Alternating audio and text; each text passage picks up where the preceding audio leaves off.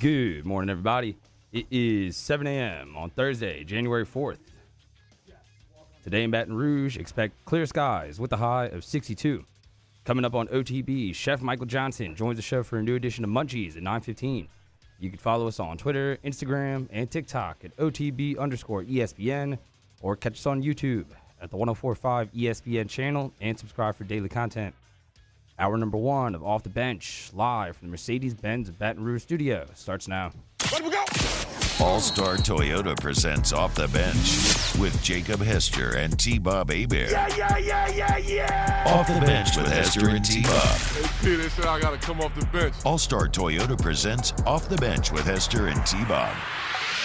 Yo. Yo, what's happening, y'all? Welcome in, OTB. Another day, January 4th, 2024. Hope you're having an excellent day. We got a ton to get to today.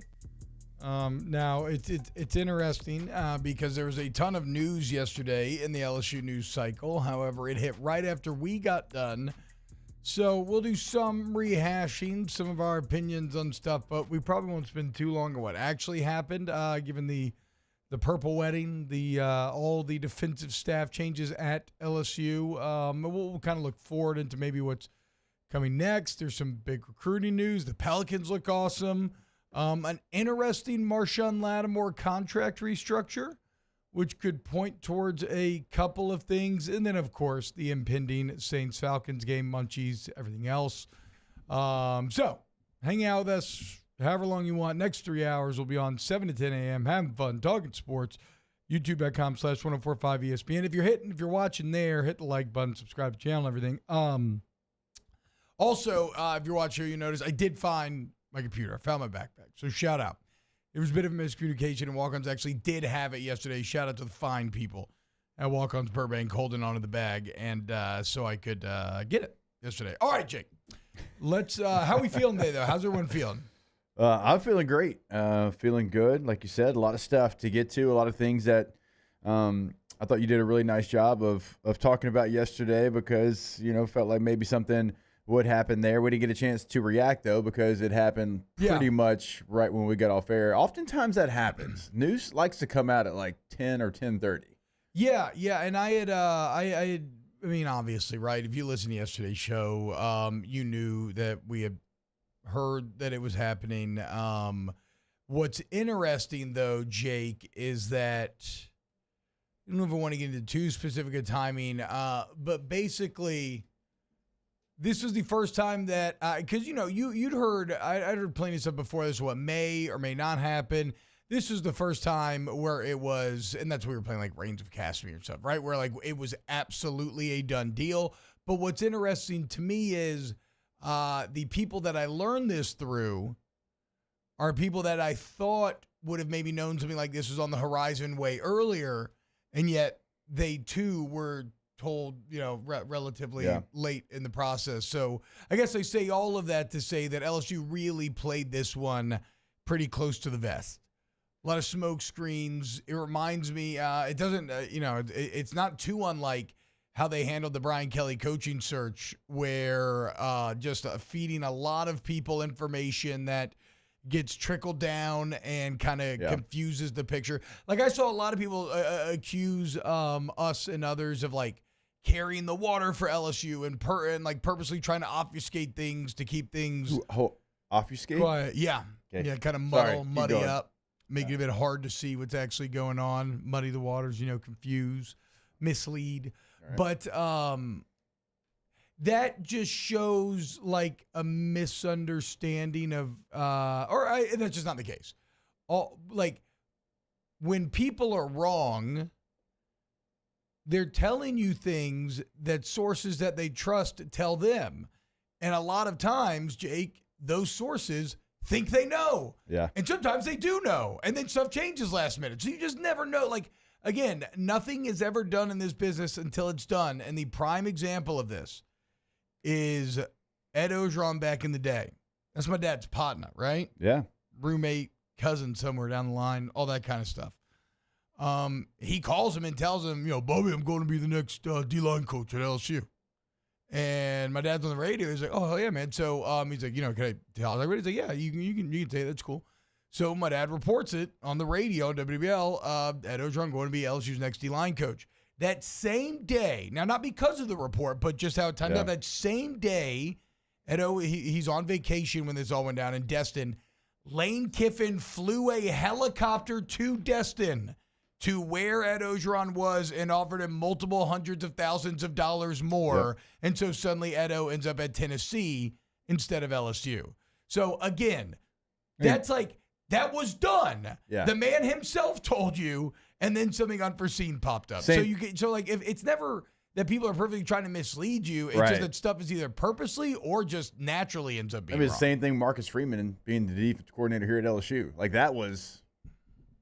Oh, was that done? I mean, that's 1 yard line. And that's how I reported it because I was like, I did not know nothing's that. done until it's done. And so I was like, look, at the goal line, 1 yard line, but this thing's not done. But it was that close because it was like agreed. And then like one thing happened that changed the entire thing. And so, yes, absolutely. It can be basically, it's first down from the 1. They'll punch this thing in. And then you get a snap over your head. And then all of a sudden you turn around and it's 4th and 31. And unless you're Alabama in the Iron Bowl, that's not going to work. And so with that in mind also, just a quick note that I wanted to get out there too. I think I've maybe been a little overconfident in saying that I think that Bo Davis and Corey Raymond will be joining staff. Maybe they will, maybe they won't, right? Again, that's another situation where when you look at it, both moves would be great, but there are names in the defensive backfield that make sense in terms of candidates as well, like other ones.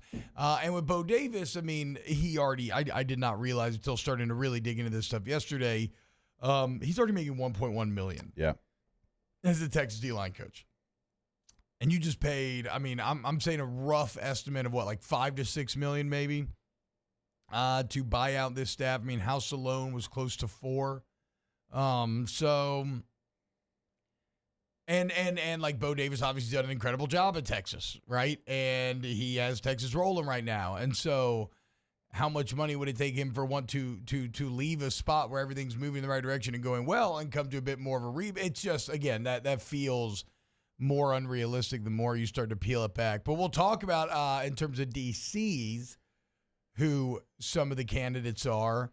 And I think there's some interesting names there. And I remain kind of convinced on the offensive side of the ball that it's going to be someone in-house. I don't know that for sure, but I imagine it would be. But, Jake, your reaction yesterday to the entire defensive staff being let go? I think it's something that had to happen, right? No matter who you want to blame, no matter if you're like, it was the coaches, no matter if you're like, no, it was more the players, no matter who you think it was, it had to happen. Because they weren't on the same page. Players and coaches weren't on the same page. Sometimes, you know what? That just happens, and you got to make moves. But this is not, as easy as it is to bring in new players and for players to leave, it's still not the NFL, right? And so a lot of your players are going to be the players that you're moving forward with, especially when you look at what LSU is doing in the portal, which is not as much as they've done the last 2 years, at least at this point. Yeah. So it's going to be with the players that are on the roster and the players that they signed in December. And so if you looked at kind of the dynamics of what it was going to be, you saw some of the body language, you saw guys go to the NFL draft and you hear the rumors of it's not great. Well, then that has to happen. And then you look at the numbers of it. And we've talked about it, in length, but when you say them out loud, right, 105th in yards per game given up, 87th against the run, 118th against the pass, 82nd in total defense, 86th in scoring defense. You gave up 30 points a game, basically. Yeah. Those things can't happen. And they're going to get heightened when you know that you had the number one offense in the country. And I heard you say this on one of your shows yesterday, and you're right. And we've said it. If you're 60th, you might play for a national championship. Like, I truly believe that. You're championship relevant, for sure. As relevant as you don't lose else. to Ole Miss. No, Florida State and Alabama are still kind of up in the air, but yeah. Yes, Florida State's the only game that I felt like you went in and you just got beat. Yeah. Right? So it completely changes the narrative of your season. It was still a nice season, but it's because you had a generational type offense. Like at the worst of your 60th, you are probably where Ole Miss is, 11-2 with a New Year's Six bowl. Yeah, you're Ole Miss, Missouri at minimum. Yeah, I would think so. I think so. So you just look at the totality of what was happening, and I think it had to happen. It couldn't just be, and you and I talked about this off the air, it couldn't just be one. It almost felt like it had to be everybody. Because it was all three levels of your defense, T. It wasn't just, man, the D-line or on the linebackers. It was everybody. Well, and that's the problem, right, is that every level of the players showed a lack of development and or improvement, or in most cases showed regression.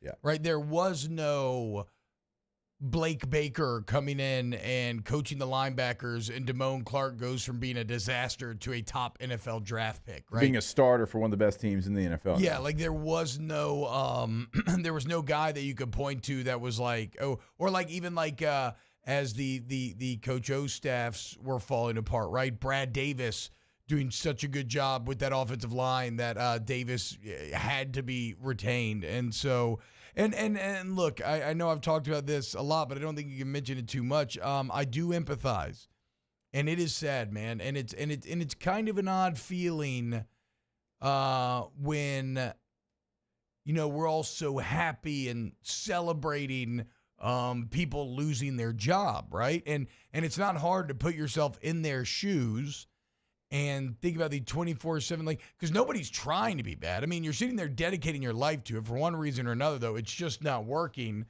And so despite all that hard work, you get fired and there's not a lot of thank yous. There's more a lot of good riddance and kind of dancing on your corpse. And I don't think it's hard to empathize with that. And it's tough for those guys, and it's tough for their families. And I know they're all very highly paid. Obviously, especially compared to regular people, and especially when you get into coordinators. But even like the position coach are getting paid nearly as much as Matt House. They now have to go find jobs and move their families and everything. So there is a bit of an element of that just I cannot shake. That bums me out about all of this. Like if you saw Steeple's note to the players and the coaches and the fans yesterday, it's sad, and he was obviously beloved. I mean, Mekhi Wingo, if you saw Mekhi Wingo's note to Steeples. And so it's a situation where, like, this isn't like when Pelini was fired, at least not with these assistants, and he was basically like two middle fingers to everyone walking away, like, pay me my money. And so, well, if you know Bo, you know that's Bo. Yeah. But it's like, I just, so a little bit of that does make me feel bad, but I do understand that at the end of the day, it's just the reality of the job. And like we said yesterday, especially when you accept a job at a psycho college town like the LSU ecosystem, right? And that's the dual edge of opportunity, right? You go to LSU because it's a big-time job, and it's how you build your resume and you step up if you succeed, and then you go on to even bigger and better things potentially if you're a position coach.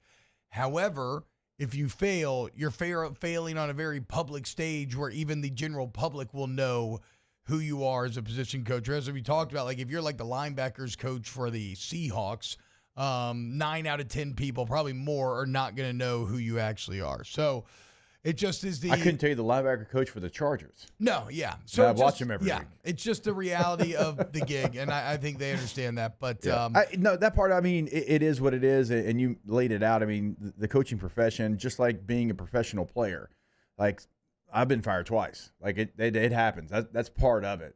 And sometimes it's because of your poor performance. And I think some of these coaches obviously had poor performances. Yeah. And sometimes it's just because of the circumstances. And, these assistant coaches, they were always going to be part of the circumstance, regardless of how they were maybe viewed in the locker room.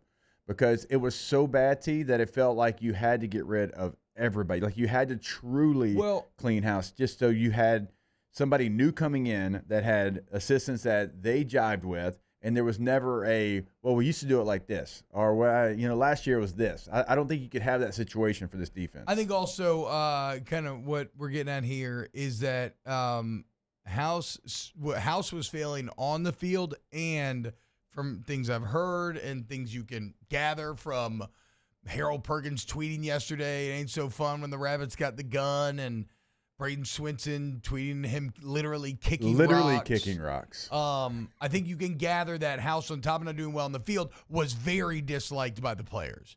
And that's ultimately another just piece of the pie that adds up to break the camel's back. Whereas these assistants, maybe they weren't doing well on the field, but I don't think you can say that they were necessarily like super disliked by the players. Well, I mean, Jimmy Lindsey wasn't, obviously he had a medical emergency. He wasn't even really there. I mean, it happened right before the season. And so, like, that one's a tough one. That's a tough deal for him because he didn't even really have the opportunity to go and prove himself because he did have a medical emergency. And obviously that's was a circumstance. Priority that's number a one. Circumstance for sure, to your point. So, William Anthony says, I'm not sorry they lost their jobs. How much are these coaches paid to produce? They were compensated. Results are lacking for how much they were paid. Again, yes, you can, you're not wrong. That is the base core truth. But, I mean, I also don't think it's crazy to feel like some level of human empathy, right? I mean, we all understand how tough it would be. But it's a job. It's a job. So, whatever. Let's go to break. When we get back, let's look at where you go next for defensive coordinator, maybe some of the position coach rumors as well. Keep it locked right here on OTB. Off the Bench with Hester and T-Bob. ESPN Baton Rouge, New Orleans, Alexandria, and 1130 The Tiger. And look, I mean, they did put together a hell of a recruiting class, in my opinion. It's only getting better. I mean, there was a lot of good work done in that regard. All-Star Toyota of Baton Rouge, All-Star Toyota of BatonRouge.com. Again, guys, you want to help yourself and help the boys at OTB. Go prove how much you love the show. By next time your car needs to be serviced or if you get in an accident, take it into the All-Star Toyota Service Center. Get a body shop over there. The quality of the work is fantastic. You get a free professional estimate. They have rental cars on site. They have a shuttle service to actually drop you off, pick you back up to get your vehicle. They text you throughout the process, instantaneous responses. They don't make any big decisions without you first giving them approval. Insurance claims are welcome. You mentioned Jake T-Bob, anything $100 off the deductible. All-Star Toyota Baton Rouge. Hey, go to the website today. Of course, you can check out all the new vehicles. You can check out all the vehicles you can lease. And you can also check out the rental and the rental department per day rental prices, all on the website, All-Star Toyota of BatonRouge.com. In times of need, get a full list of phone numbers, websites, and other important emergency information on the Demco Stormwatch page at 1045ESPN.com. Bayou Chrysler Dodge Jeep Ram has $10,000 off MSRP on new 23 Jeep Grand Cherokee, $10,000 off new Jeep Grand Cherokee, and all new Bayou Automotive vehicles come with a 1 million mile warranty. The crew at Bayou Automotive is going to do right by you.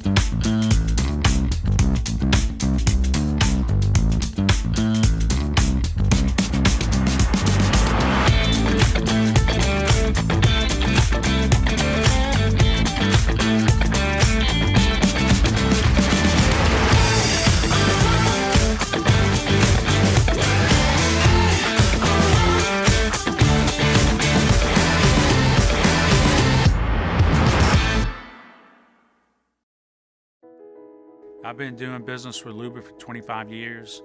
They're dependable, trustworthy. It's just the attention to detail with our clients. Our folks have years and years of experience. They're highly trained professionals, but many companies have that asset. What I'd like to think makes Luba a bit different is that we use those talents in a way that truly is dedicated to serving the needs of the folks who depend on us.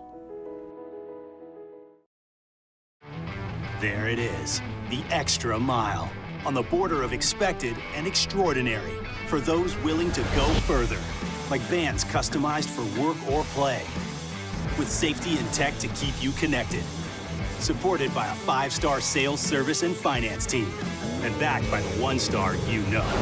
So go the extra mile. It's never crowded, because so few have what it takes to go there. Mercedes-Benz Vans. Dylan Cruz here to tell you about Six Rings Baseball and Softball Camp. If you live on the North Shore and play ball, go to Six Rings Camps with former LSU assistant coach Dan Canaveri. His knowledge is second to none, and your child will improve and have fun doing it. Camps were held at Coquille Park and Six Rings Academy in Covington with 4 sessions over the summer. Full day and morning only sessions are available from ages 7 to 13. Go to sixringsbaseball.com or call 985-206-9096. Learn the game to love the game. Gulf Coast Bank and Trust is giving our customers the power to bank anywhere, anytime during this challenging event. And we're right there with you. Our mobile banking app is a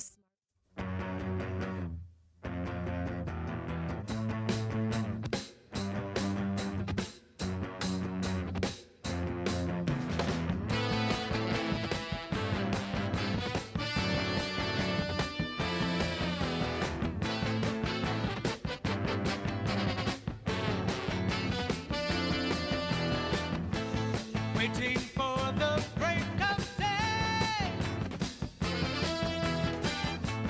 searching for something to say. All-Star Toyota presents Off the Bench with Hester and T-Bob. ESPN Baton Rouge, New Orleans, Alexandria, and 1130 The Tiger. Town and y'all, welcome back. Off the bench.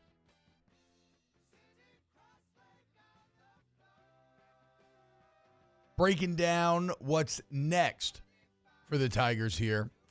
As I've been really enjoying, before signing day, as a way to cram and get ready, I ended up, and this is not paid for, this is just me saying this, I ended up doing the Bengal Tiger on 3, like, $1 sign-up deal or whatever. Yeah. And I'm really enjoying it. Shay and the boys do a hell of a job. So I'm just also saying that to correctly source where I am getting these current names from, and I think that's as good of a source as any at this time. And anybody who claims like no more or whatever, I don't know, whatever. All of this is who knows who is actually thought of as highly as what is else. Like I don't know that. There'll be names thrown out there. There'll be some that have literally no chance. No opportunity. And I'm not talking about that. I'm talking about anybody. You're going to see a handful of names. There's going to be like 8 to 10 names. Some of it is wishful thinking. Some of it is because that's who is like next in line to get the big job. Some of it's going to be because they have a tie to LSU, either as a former player or they've been here before. There will be a lot of names, but I think recent staff changes at LSU, they've kind of been out of left field a little bit. Yes, like I've now, between the head coaching search and this news where your college was told, no, there's not enough money, I think he said, you just can't know what to believe. And then when you're talking about hiring, the added fly in the ointment, Jake, are that any agents worth their salt are going to make sure that their clients' names are in the mix, because that becomes great leverage for them to then use against their current job, or maybe take the job, right? Like, it doesn't even have to be we're just trying to manipulate the situation. It's just good business to have your client seem wanted, and you can usually leverage that to get more. Again, I know a lot of people tell me that Mark Stoops was really going to A&M. I don't know. That still feels to me like it was maybe just like a be happy for Stoops because other people want him too.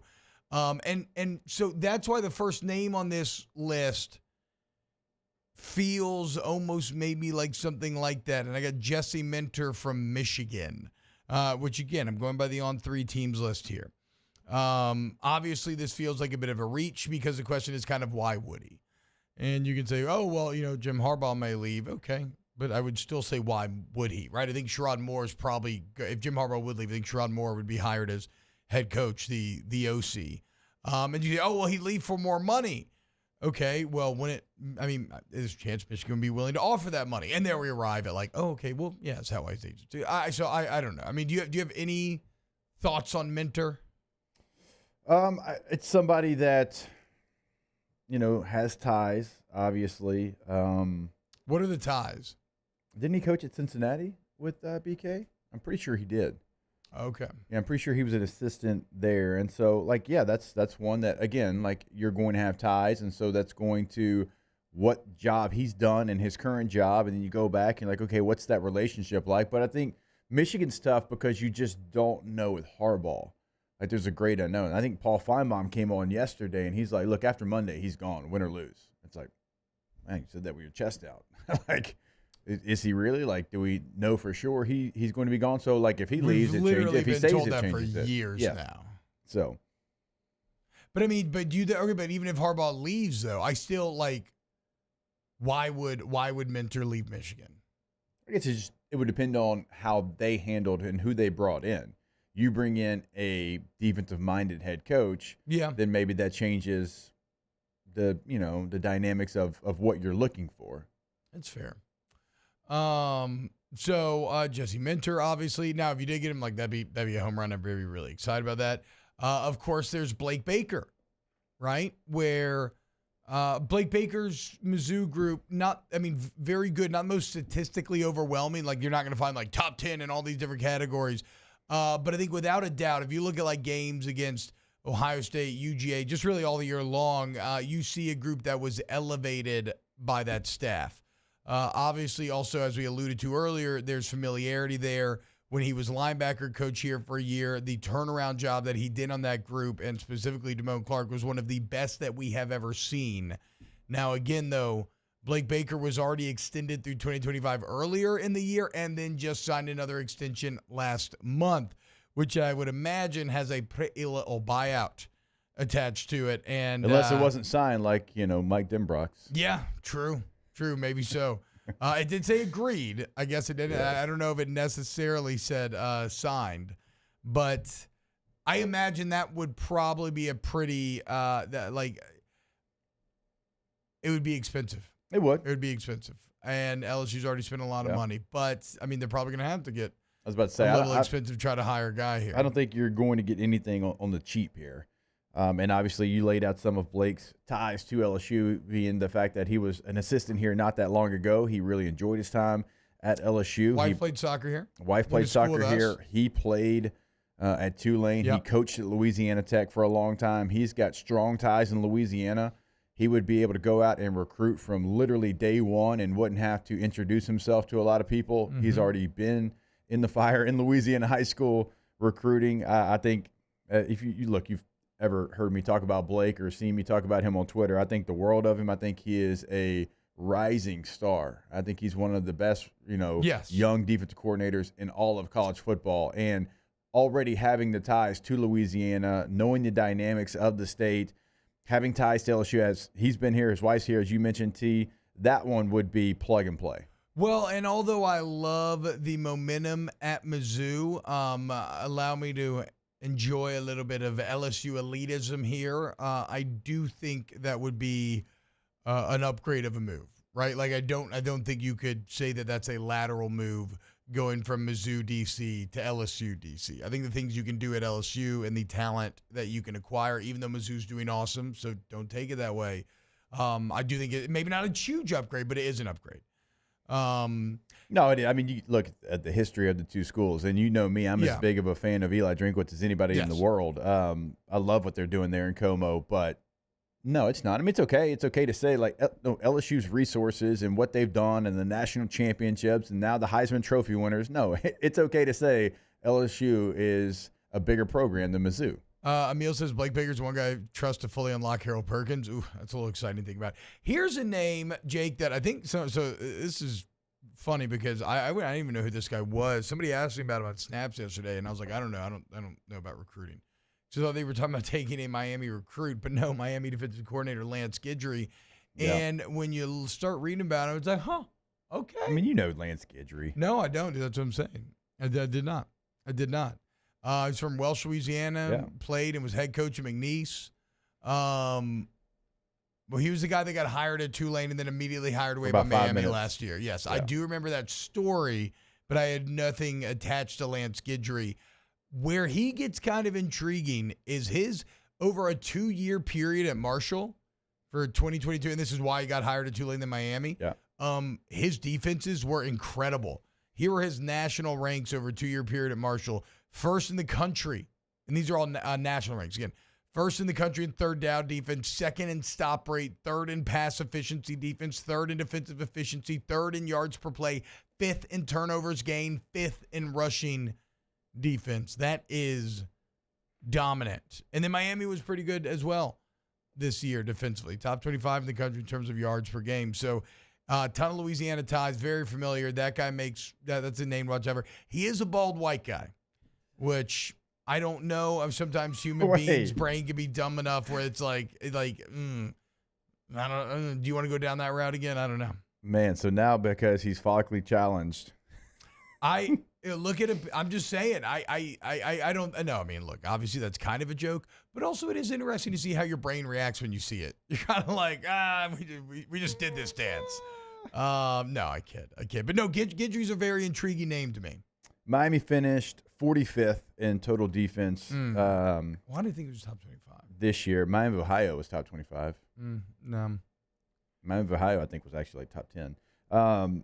But yeah, you're right about, in his past, and you're not going to get graded off 1 year. And it's not like, 45th's not what you're looking for, but it's also not what you were this year.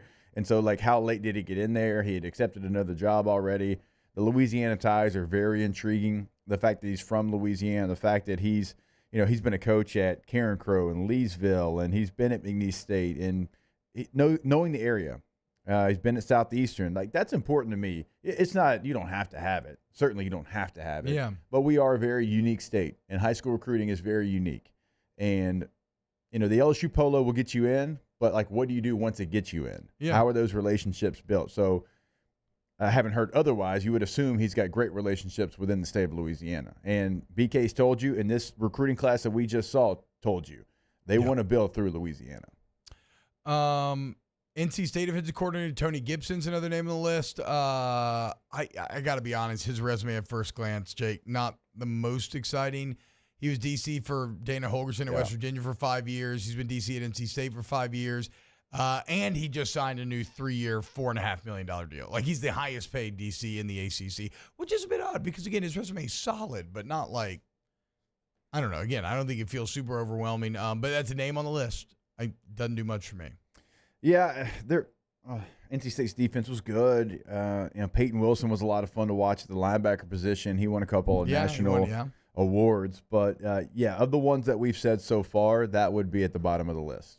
Not even really for who he is, just for the other guys. And I think the plus minus, and you're putting it in different columns, like the pluses over on the other side kind of outweigh some of the things that he's got going on.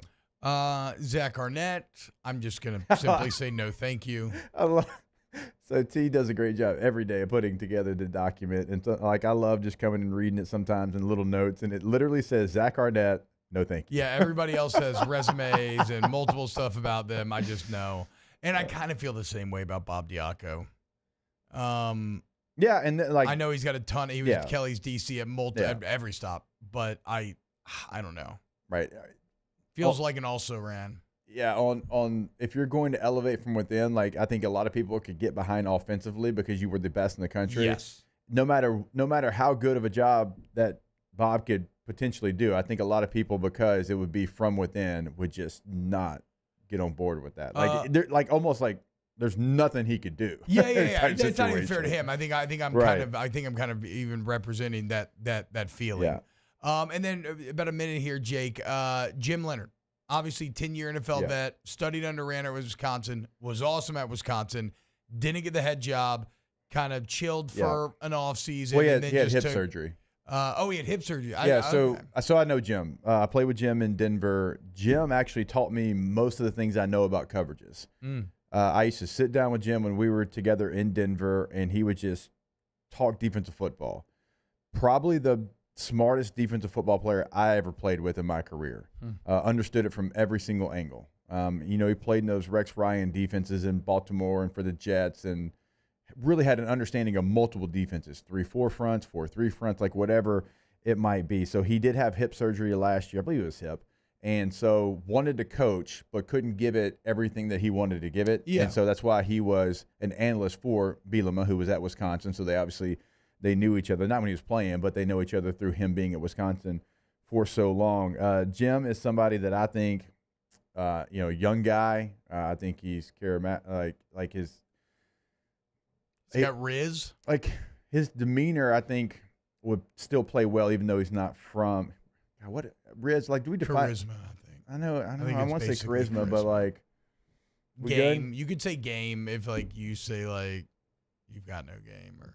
Okay, well, sure. He's got game. But I think he would actually, he would be able to figure it out down here. Like, there's sometimes we worry about that. Riz like, Leonard? somebody that's not from this region of the country, and how would they, I know that's a big worry for a lot of people. I think and he's from the Dave Aranda school, and, Aranda worked out great down here, and it's a lot of similarities in terms of learning a new area and everything else. Yeah, and again, just being in the defenses that he was in the NFL. And just because he kind of went away for a year, and a lot of people don't know that he was basically he couldn't give full-time coaching hours because he did go through a hip surgery, and he was the hottest name. Yeah, don't see Illinois analysts and think Illinois analysts. No, and by the way, by choice. And Illinois the year before had a number 3 defense in the country. Yeah, I believe, and so he wasn't going into this bad situation. So if Jim Leonard ended up being the name, and I know Jim's name's been thrown around here before, I would be all on board with that, just from my personal relationship, and not because I consider him a friend, but because I've talked with him and understand how he understands defense at one of the highest levels that I've ever seen. And so, he's been a Broyles Award finalist, I believe, before, right? Yeah, yes. Okay, so. No, he's proven on the college level. The Wisconsin defenses were awesome, and the Packers want him as their DC. I mean, he turned down the Packers defense coordinator job 2 years ago. So I mean, that's somebody that maybe the shine's not on him because he took a year off for personal things, really. And he wasn't off; he was still coaching. He just wasn't going to be a defense coordinator because of it. Like, Jim Leonard is an absolute stud. All right, so those are who might have Riz. Early names. Yes, Riz Leonard. And then we got, we'll talk some position coaches next. He belongs to OTB. Off the Bench with Hester and T-Bob. Our listeners fire off their opinions on the jimsfirearms.net hotline at 499-1045. Keep listening for your next chance to shoot us your thoughts with the jimsfirearms.net hotline on 1045 ESPN Baton Rouge. Gulf Coast Bank and Trust is giving our customers the power to bank anywhere, anytime during this challenging event. And we're right there with you. Our mobile banking app is a smart way to manage your money and time. Gulf Coast Bank and Trust, the bank that cares about you. Hey, boat owners, check it out. It is the holiday season, which means it's time to buy yourself a gift by taking your boat to the next level with our friends at Front to Back Boat Service. Now is the perfect time to upgrade your boat and get it ready for that warmer weather, whether that's trolling motors, HD sonar, anything and everything. The Sherman family's been at it for 30 years, and Devin's going to take you through 30 more. Find him on Facebook at Front to Back Boat Service, or go to fronttobackboatservice.com.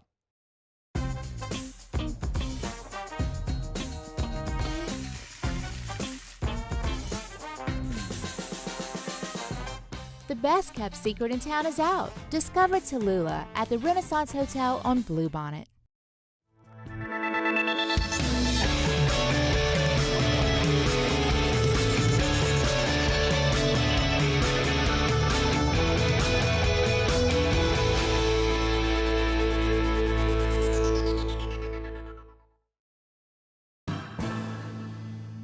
His name was Cain. He had a horse along the countryside. I saw him ride. One day they found him. It was a humid day. Barefoot children play, looking for that summer shade. Time just slips away. Oh, Louisiana, some kind of hold on me. Like cypress stumps, your roots are planted deep inside of me.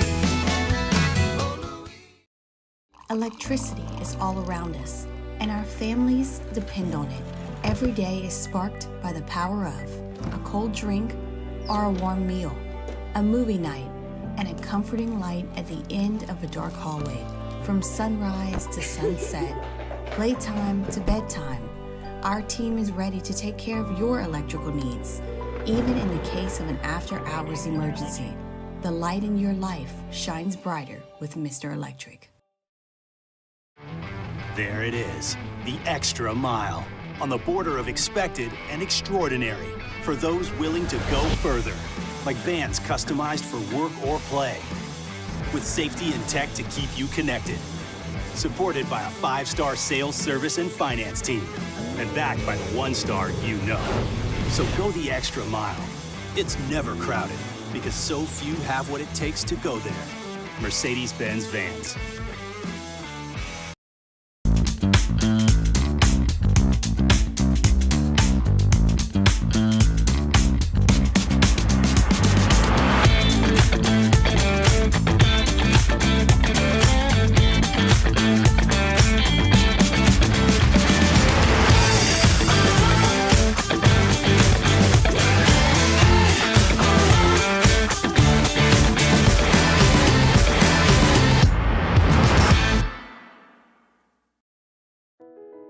I've been doing business with Luba for 25 years.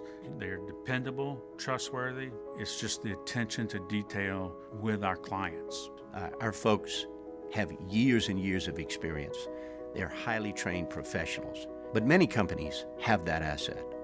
What I'd like to think makes Luba a bit different is that we use Louisiana, murder on the beat. Something for y'all to cut up to, you know? Yeah. Everybody get your All-Star Toyota presents Off the Bench with Hester and T-Bob. ESPN Baton Rouge, New Orleans, Alexandria, and 1130 The Tiger. Do not worry. Clo Bubba is tweeting me on Twitter like, how about we talk about the Pelicans' big win instead of LSU defensive assistant coaches from 9 months? I mean, look, I feel you, bro. We're going to talk Pels. We are. But you got to trust me. I've been doing this for a long time. Okay? You got to play the hit. And then you get, like, the Pelicans are going to earn it. They're earning mind share. Keep this up, and they're going to start leading more and more and more. And we are going to get to them today because they've been fantastic. And it culminates in a really dominant win over the T-Wolves last night on the road. One final thought on the defensive coordinator search in terms of the candidates we just read, which, again, is a list that is probably somewhat accurate, but both has names on it that are not realistic candidates and is probably missing names that are realistic candidates. I am a bit surprised to see not a single black candidate amongst the group. Many of you listening are going to immediately get defensive and start being like, rah, king man, blah, blah, and whatever it is that you do because you just can't help but just get angry so fast. But it's just, again, it's odd to me. I mean, it's a sport of predominantly black players. And I don't know if it's lack of opportunity. I don't know what it is, right? I'm a sociology minor, actually. But I'm not a sociology major.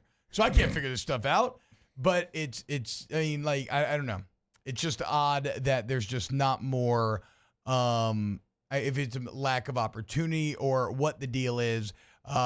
Plenty of diverse names when it comes to position coaches, but just nearly none on the coordinator front. But I would also say this is a list and that a lot of research and time has been and thought has been put into, but it's also not Scott's list and it's not BK's list. Yeah, that's what I said. That's what I mean. Like, this list has names on it that are probably not realistic and is missing names that they are exploring. So this is not at all some like ironclad real list. So we'll see where it ends up going.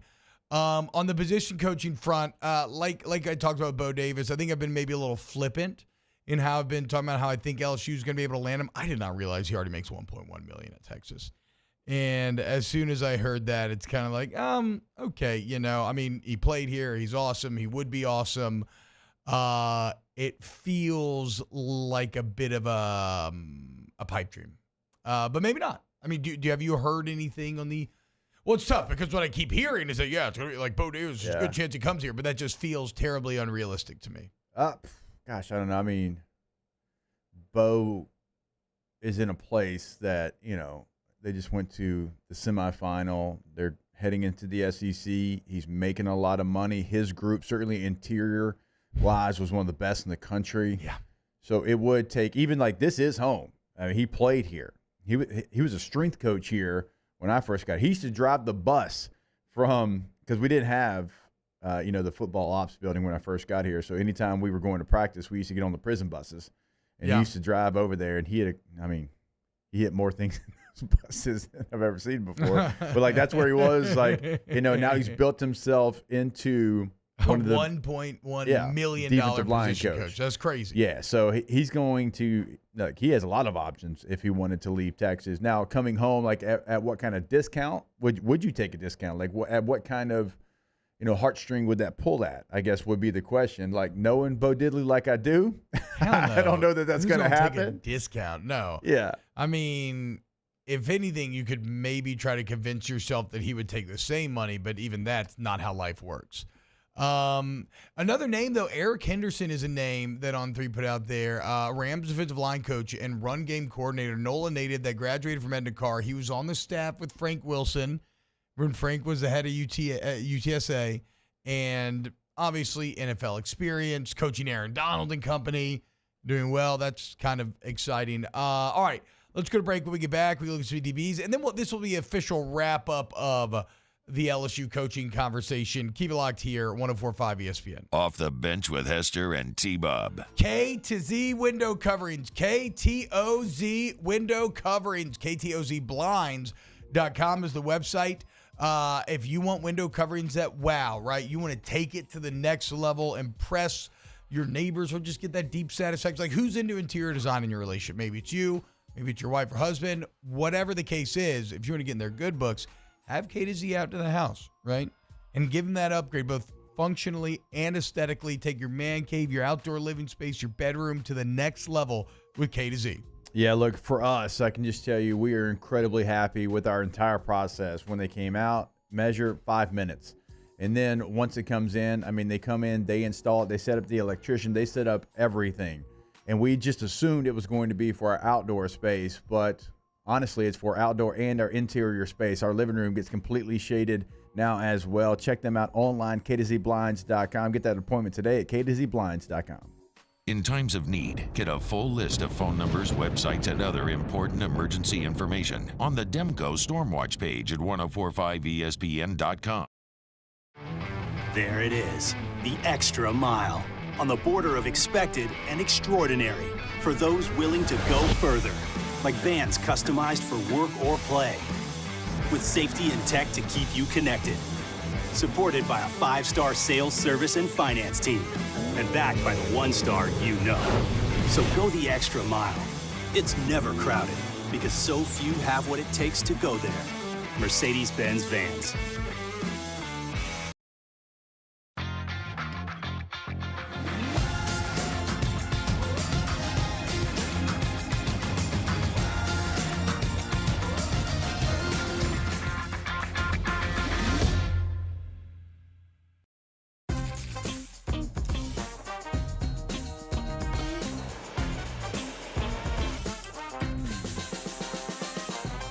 The best kept secret in town is out. Discover Tallulah at the Renaissance Hotel on Bluebonnet. Yo, Jake here from my friends over at Community Steel Company located in Gonzales, Louisiana. The local place you can turn to for all of your metal building needs.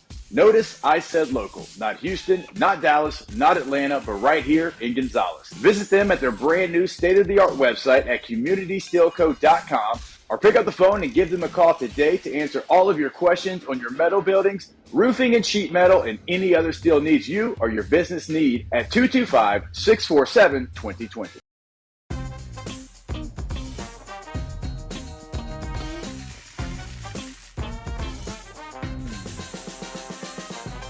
The best kept secret in town is out. Discover Tallulah at the Renaissance Hotel on Bluebonnet.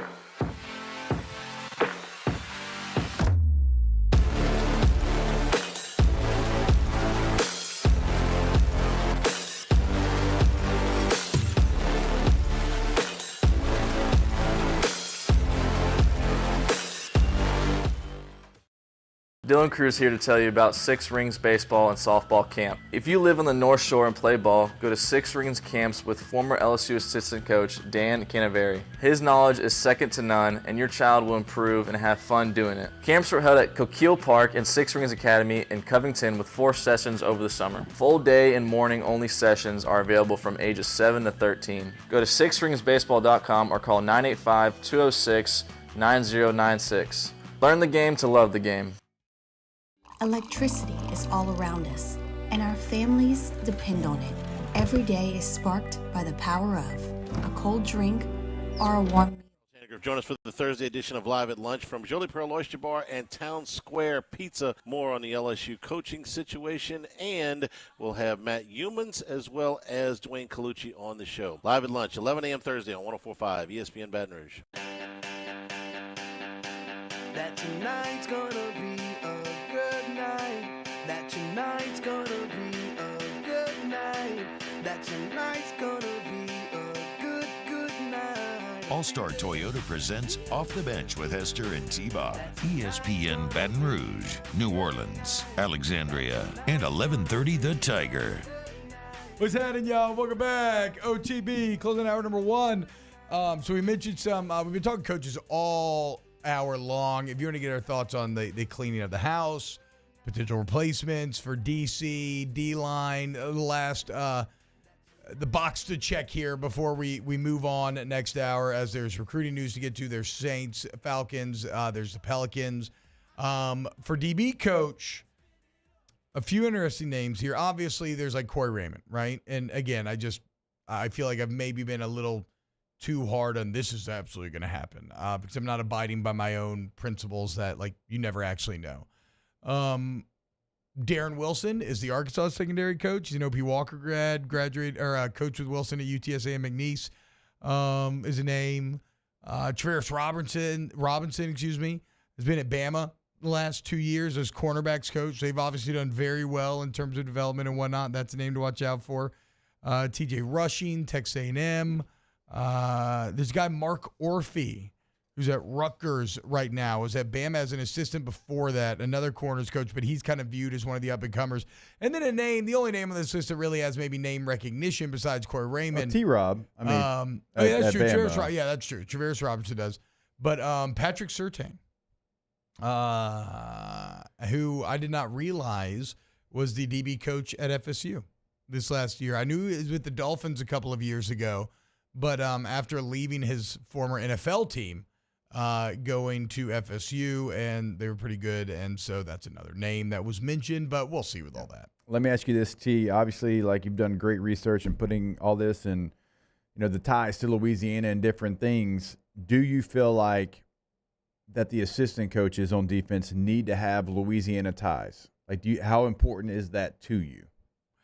Because the last ones that just left had none. Like, nobody on that side of the football did.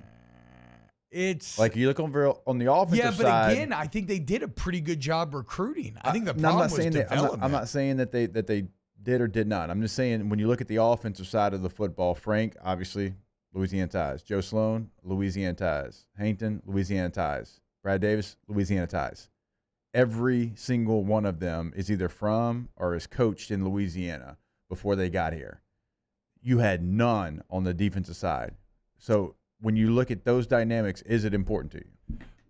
No, yeah, that's what I'm saying. I think it's not a deal breaker either way. It's a boon if you have it. It's something you have to consider if you don't. But again, I think what doomed these coaches more so than anything was the actual play on the field and the lack of development and or the regression that a lot of these positions showed. Because, you actually have recruited Louisiana great, like we've talked about with this class, and this class was put together. And you could say, like, well, Frank's the heavy lifting. Well, yeah, he's the guy. That's also like Frank is the godfather. Like Frank and Joe and Brad, like their territories were Louisiana as well. Yeah. So they're the ones that have done a lot of the heavy lifting in the state to get the recruiting classes. But then they're still here then. No, I know. So it's like it's just a factor. It's not anything. I don't need them to be from Louisiana. But if they are, cool, hell yeah. That never hurts. Like I said, it's probably a boon, but it's also not, I'm not going to cut a guy off the list because it's not, obviously. Where do you land on it? I think some. Just have some. Like, you can't have none, I think. Because even if you elevate one of either Hankton or Sloan, like, if they go to coordinator or if they both go, whatever, like, their role in recruiting would change too. You can't do as much if you're a coordinator. It does change it a little bit. And so would you need someone else to pick up the slack if you lose one of those recruiters who will be doing it a different way? Like, that could be a question. I'm like you. I'm not saying that you have to. Certainly, don't go get somebody just because. Yeah. But I think it would be an added bonus just to have someone from Louisiana on the defense side of the football, considering you have 4 on the offensive side that have strong Louisiana ties. It's true. I mean, yeah, I guess, like you're saying, having no one on it is a bit interesting. And look, a lot of the candidates that we just named, one of the reasons they're on there is because they have those ties. So we'll see. All right, hour 1 in the books. Enough coach search talk. Hour 2 coming up next. Off the bench with Hester and T-Bob. Bayou Ford has the new inventory to get you in a new Ford truck or SUV today, or customize your next vehicle just the way you want. All new Bayou Ford vehicles come with a 1 million mile powertrain warranty. The crew at Bayou Ford is going to do right by you. His name was Cain. He had a horse along the countryside. I saw him ride. One day they found him.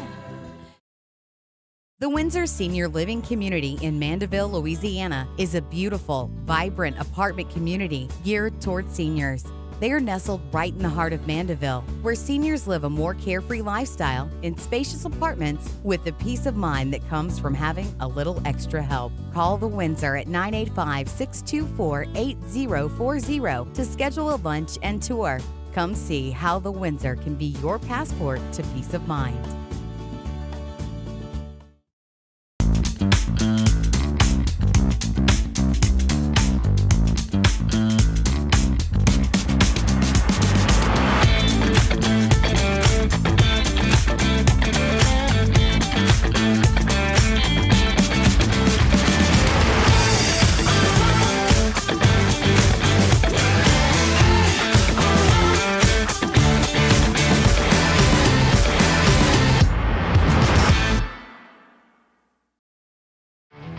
There it is, the extra mile, on the border of expected and extraordinary for those willing to go further, like vans customized for work or play, with safety and tech to keep you connected. Supported by a 5-star sales, service, and finance team, and backed by the 1-star you know. So go the extra mile. It's never crowded, because so few have what it takes to go there. Mercedes-Benz Vans. Dylan Cruz here to tell you about Six Rings Baseball and Softball Camp. If you live on the North Shore and play ball, go to Six Rings Camps with former LSU assistant coach Dan Canaveri. His knowledge is second to none, and your child will improve and have fun doing it. Camps were held at Coquille Park and Six Rings Academy in Covington with 4 sessions over the summer. Full day and morning only sessions are available from ages 7 to 13. Go to sixringsbaseball.com or call 985-206-9096. Learn the game to love the game. Electricity is all around us, and our families depend on it.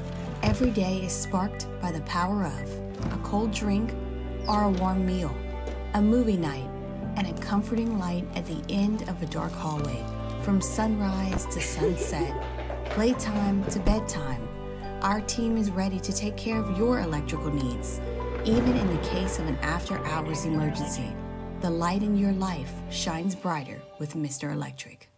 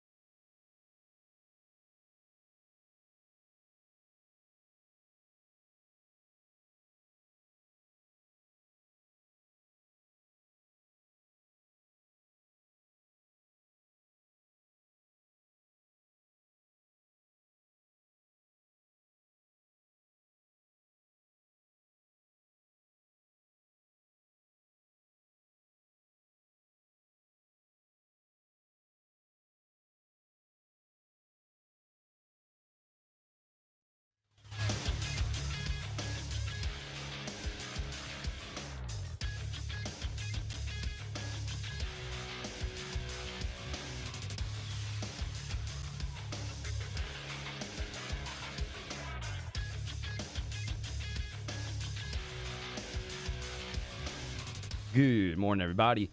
It is 8 a.m. on Thursday, January 4th. Today in Baton Rouge, expect clear skies with a high of 63. Coming up on OTB, Chef Michael Johnson joins the show at 9:15 for a new edition of Munchies. You can follow us on Twitter, Instagram, and TikTok at OTB_ESPN, or catch us on YouTube at the 104.5 ESPN channel and subscribe for daily content.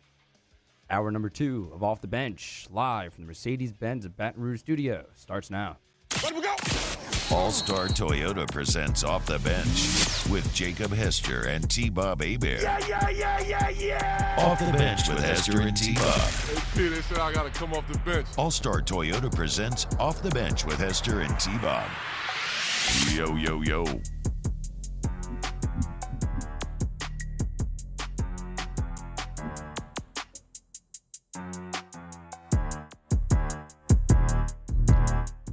Yo, what's happening, y'all? Welcome in. OTB, hour number 2, Tuesday, January 4th, 2024. The real world slowly but surely kind of cranking back up here in this chilly January.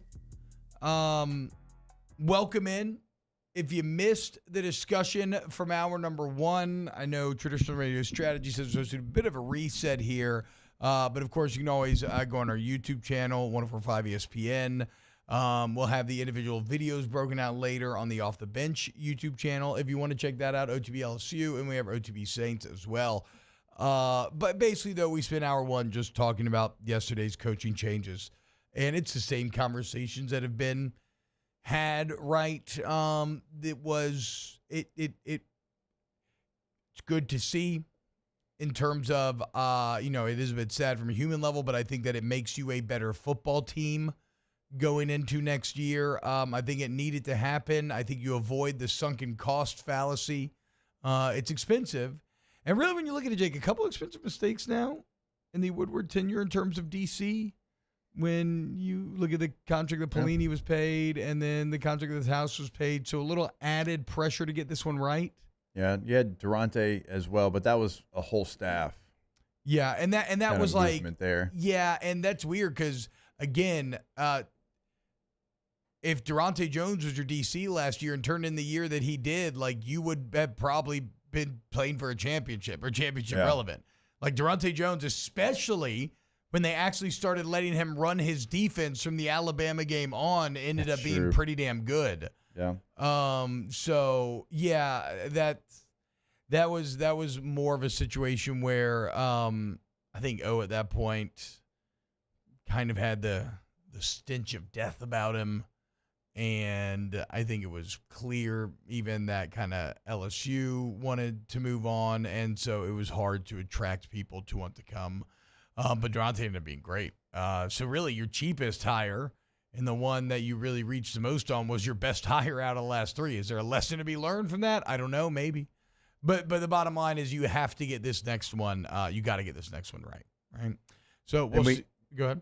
Well, I'm just thinking, like, talking about getting it right and all the moves and the financials of everything. Like, do you think that impacts the offensive coordinator search? Right? Let's just take, like, what Joe Sloan and Cortez Hank, like, let's take that away. Just, do you think that affects it? Would that come into play when you start talking about what you just paid the defensive staff, what you're going to have to pay a whole new staff? If you want to get the staff that you want, you're going to maybe even have to, I don't want to say overpay, but you're going to have to match what they're currently making. Yeah, you're going to have to give them more. You're not going to give them the same amount of money. I mean, you didn't pay Cortez Hankton the same, right? Despite the fact that he had Louisiana ties and maybe felt like he was being maximized at Georgia. Like, so does that come into play? Like, does your offensive coordinator search come into play when you start talking about the money that you're going to spend on defensive coordinator, knowing that you've got 2 guys in house that you probably feel really good about? Like, does that even help their case to be a coordinator? I think it's just a happy coincidence in that I think you were probably always going to hire in-house offensively, and it just happens to also be the cheaper option, right? At a time when money's getting tighter and tighter, because every way to solve a problem and almost solve life, but especially nowadays college football, is just throw more money at it. So I just think that's more of a happy coincidence, I would say, but maybe not. Maybe that is a limiting factor, and you're like, oh, well, it's okay, though, because we like the guys that we have here in-house. So if you want the full breadth of the conversation, potential DC candidates, potential position coach candidates, go check out our hour number 1 conversation. Last night, the Pellies, how about it, dude? Pelicans playing what is the top team in the West? Am I wrong here, Mario? Yes, first seed at the moment. Okay, they are the first seed at the moment. Okay, I was double checking. Yeah, going on the road to Minnesota and really handling a very good Minnesota Timberwolves team beginning to end, and finishing the fight against a very good team, something that recently the Pelicans have let a couple slip away in which they've had these big third quarter leads. That was nice to see. Brandon Ingram really set the tone in that first half. Zion Williamson kind of carrying it through the second half. CJ was excellent. The team's working in concert, and you have a Pelicans team that is now 21-14, 7 games above 500, 7-3 in their last 10, and they're starting to climb out of the mud a little bit, right? But 9 of their last 12, Mario. Yes. And the 3 losses combined 5 points. Yes. And in those 3 losses, how much of the ones where they blew like 20-point leads as well? Like, weren't they playing well within those games? Yeah, you see the progress for sure. I agree with everything you're saying. Like, the coaching staff's doing a much better job doing adjustments. The starting 5 has kind of been up and down, but in this stretch, they've been awesome. Like that first group with Herb and Jonas and CJ and BI and Zion. Like, we talked about it a couple months ago. And I told you, Ingram and Zion, it's nice to see them finally on the court together, but it still looks clunky, right? Now with the added reps, it's starting to look less clunky, and the role players are playing well. The big three's fitting in where they're supposed to, and it's been really fun to watch. Still early, still January 4th, but the last 12 games, you've definitely seen the progress. Yeah, and and again, it all feels more sustainable and less like they're on just some kind of heater like they went on last season. And I say climb out of the muck because I feel like now for the better part of a decade, I've just watched the Pelicans battle in the 7 to 10 to 11 range, where generally when you look at the NBA standings, it's around like the top like 4 to 6 seeds. There's going to be like a pretty significant gap record-wise between them and then everybody else who's kind of fighting for the dregs. And then we had the play-in come about. And the Pelicans, it's just so nice to see them here. Now, they're only the 6th seed. Like, they're right on the edge of it. But, like, they're 21-14. And the Rockets of the 8th seed are 17-15. So there is a gap developing, right? And then you got the Suns at 18-16. Lakers 17-18 right behind them. And so if they can maintain this kind of 7-3, 6-4 pace, all of a sudden, we won't be talking about play-in or will you make the playoffs. No, it'll start to become conversations about, okay, what can you do when you make the playoffs? And, knock on wood, healthy right now. So I think things feel as good and sustainable right now as I can ever remember watching this Pelicans franchise. Yeah, you got the second longest winning streak in the NBA right now. Only the Pacers have a longer winning streak. They've won 5 in a row. You've won 4 in a row. And to be able to bounce back from really, the heartbreak back-to-back games you had against the Grizzlies and you had against the Rockets, that is incredibly difficult to come back from. But since then, they've beaten the Jazz, the Lakers, the Nets, and then on the road against the Timberwolves. And so, that's a sign for me of growth because oftentimes in years past, you would see the 2 games that they lost, the way that they lost those games, and then here comes you're losing 4 of your next 5. And, again, this comes at a time when the success comes at a time when you got all your guys, For the most part, everybody is healthy, so you have to hope that you can keep, knock on wood. I don't like that you've knocked on wood twice during this Pelicans talk. How can you? It's almost like I shouldn't even probably be mentioning it out loud, right? Because you've kind of been trained. You're just waiting for the other shoe to drop. But at a certain point, we have to be confident and face the day with our chest puffed out and courage in our hearts. Yeah. One of the things we were talking about was what's the rotation look like because they had so many people. You felt like we're capable of going out there and giving you good minutes. It's one of the deepest rosters in the NBA. Now that Larry Nance is back, it feels like you're going to have your 5 starters. And it's going to be Nance, it's going to be Jose, and it's going to be Dyson Daniels, and then a little bit of Najee Marshall. Like he feels like maybe an 8.5 man rotation, Mario. I'm one of the bigger Najee Marshall fans, and I'm okay with less minutes for him. I'm with you. And Alvarado looks like Jose Alvarado again. He finally looks healthy again. I think the injuries to him the last couple of years were a little underrated. Like the Pelicans missed him, and coming back this season, he was a little slow coming out of the gates. But now you see his jump shot falling. I'm sure y'all saw what he did to LeBron the other day with the 3 steals. That was a lot of fun to watch. And the role players are fitting in, but now the big kind of 5, like the starting 5, you're finally starting to see the continuity. Like we know those guys can play, but they're starting to look like a team. Well, they look confident playing with each other. Like, oh, no, we are badass, and our 5 is better than your 5, and we understand each other's strengths and weaknesses and how to operate off each other. Yeah, you see continuity, chemistry. They're in a flow state that's rare to have seen. That you haven't seen that group in up to this point yet. Yes, you got to credit Willie Green, and you got to credit those guys. Like everybody has bought into the team. Everybody has improved at something, even at this stage in the season. Like Zion's doing a much better job on defense and with his rebounding, a lot more aggressive there. The Pelicans are getting a lot more easy baskets because of that. Brandon Ingram on defense has been really good too. Had a couple nice blocks yesterday. Hasn't had enough blocks this season, but you see that improving. Herb Jones starting to shoot the 3. Like you could see he's in the gym with Fred Vincent. Hit 3 more last night, I believe. Teams 4, teams are starting to respect that shot, and that is massive for Zion and BI and for CJ. Valanciunas passing out of double teams. That's something that he's really come a long way in. The ball movement's a lot better when he's on the court. That's been a weakness of his. And then finally, CJ McCollum playing off the ball. Like, if you watch the games and see CJ when he does not have the basketball, he always gets in guys' sight lines. He always is where he needs to be, and he's playing really, really well as an off-ball shooter. He got us in trouble a lot last year with too much dribbling. So that's been really nice to see. Everybody's brought into the team. Everybody has improved at something. Look, I got to be honest. I think the biggest thing for this team, it's something we're not talking about, and it's because we expected it to be better than it was. But early in the year, this team was awful from the free throw line. I mean, I'm talking like 50% as a team from games earlier in the year. This a couple games in a row now, they've been over 80%. They're actually 88% last night as a team, because when you looked at it earlier in the year, their field goal percentage, like from the field, wasn't bad. It was that free throw line that was killing them, and they've been over 80% for a lot of games now, and that's been big for them.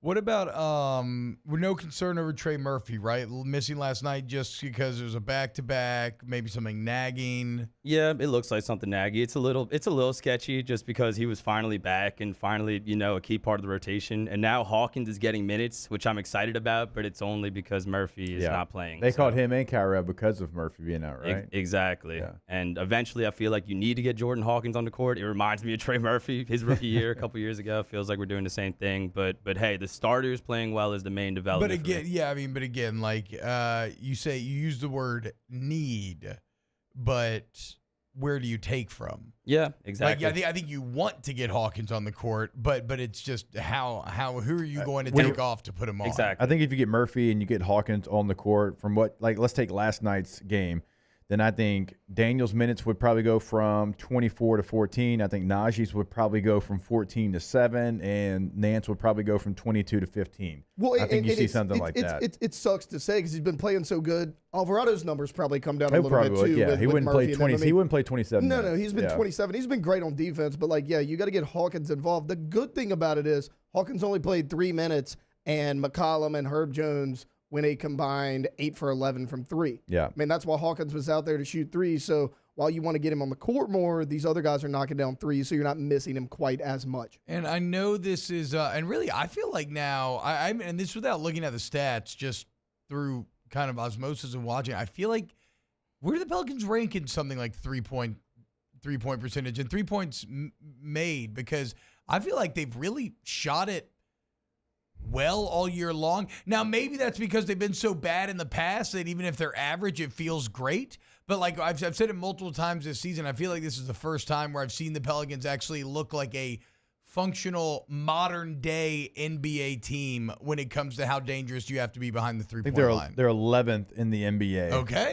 37.3%. Great. What about like attempts and makes? That's the less encouraging part. They're still 26 in attempts per game. So they're making it a higher clip, which is exciting. And they're still winning. I don't hate that, though. No, and I don't hate it either. Like, I don't think it's a glaring problem. The coaching staff knows what they're doing. Everybody that's going into game is contributing. But, it's the NBA. Eventually, good offense is going to beat good defense, right? And especially in a playoff scenario, you want to have as much shooting out there as possible. They're sixth in the NBA in field goal percentage, though. Yeah. So they're shooting the ball hyper efficient incredibly offense. well. I mean, Zion was Zion's, 11 to 15 from the field, and it was all in the paint last night. His ability, every time you watch Zion Williamson play, you should get used to it, but his ability to finish around the rim it's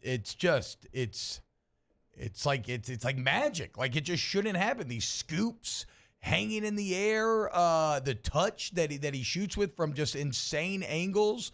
Like, he can flip it up from his hip, and it perfectly kisses the top of the glass and falls in. I've never seen anything like it. Yeah, it's impressive. Later in his career, he's going to need to develop a jump shot, in my opinion. You can't be Ben Simmons, but right now it is working, and the Pelicans are shooting the ball really well. Like, guys that normally are not great three-point shooters, Valanciunas, Herb Jones, are really spreading the floor, and it's been great for Zion. God, the Pacers are the top offense in the NBA. Well, Jake, when you got Tyrese Halliburton averaging 26 I was going to say Yeah, Halliburton's really good. become like a true like superstar. I'll check. Right? It's close to 26 a night. Halliburton, Bruce Brown, Aaron Naismith, Jalen Smith, and Miles Turner. Yeah. Carlisle still a wizard. Well, and the thing about Miles Turner, if you watch the Pacers, he shoots it a lot better from behind the arc than he did when he was a rookie. That's something he's really evolved in. So, I mean, I'm not surprised they're as good as they are. Oh, Buddy Hield. Okay, he's averaging Tyrese Halliburton's averaging 24.9. Yeah. So I was not far off from 26. This is interesting from Champ in the chat. The 8 of the last 10 NBA titles have been won by teams with top 5 defensive efficiencies. So that'd be a solid. I don't know where the Pelicans rank in that regard, but I feel like they're pretty damn good defensively. Wow. Touche, Champ. Yeah, they're number 8, I believe, in opponents' point per game.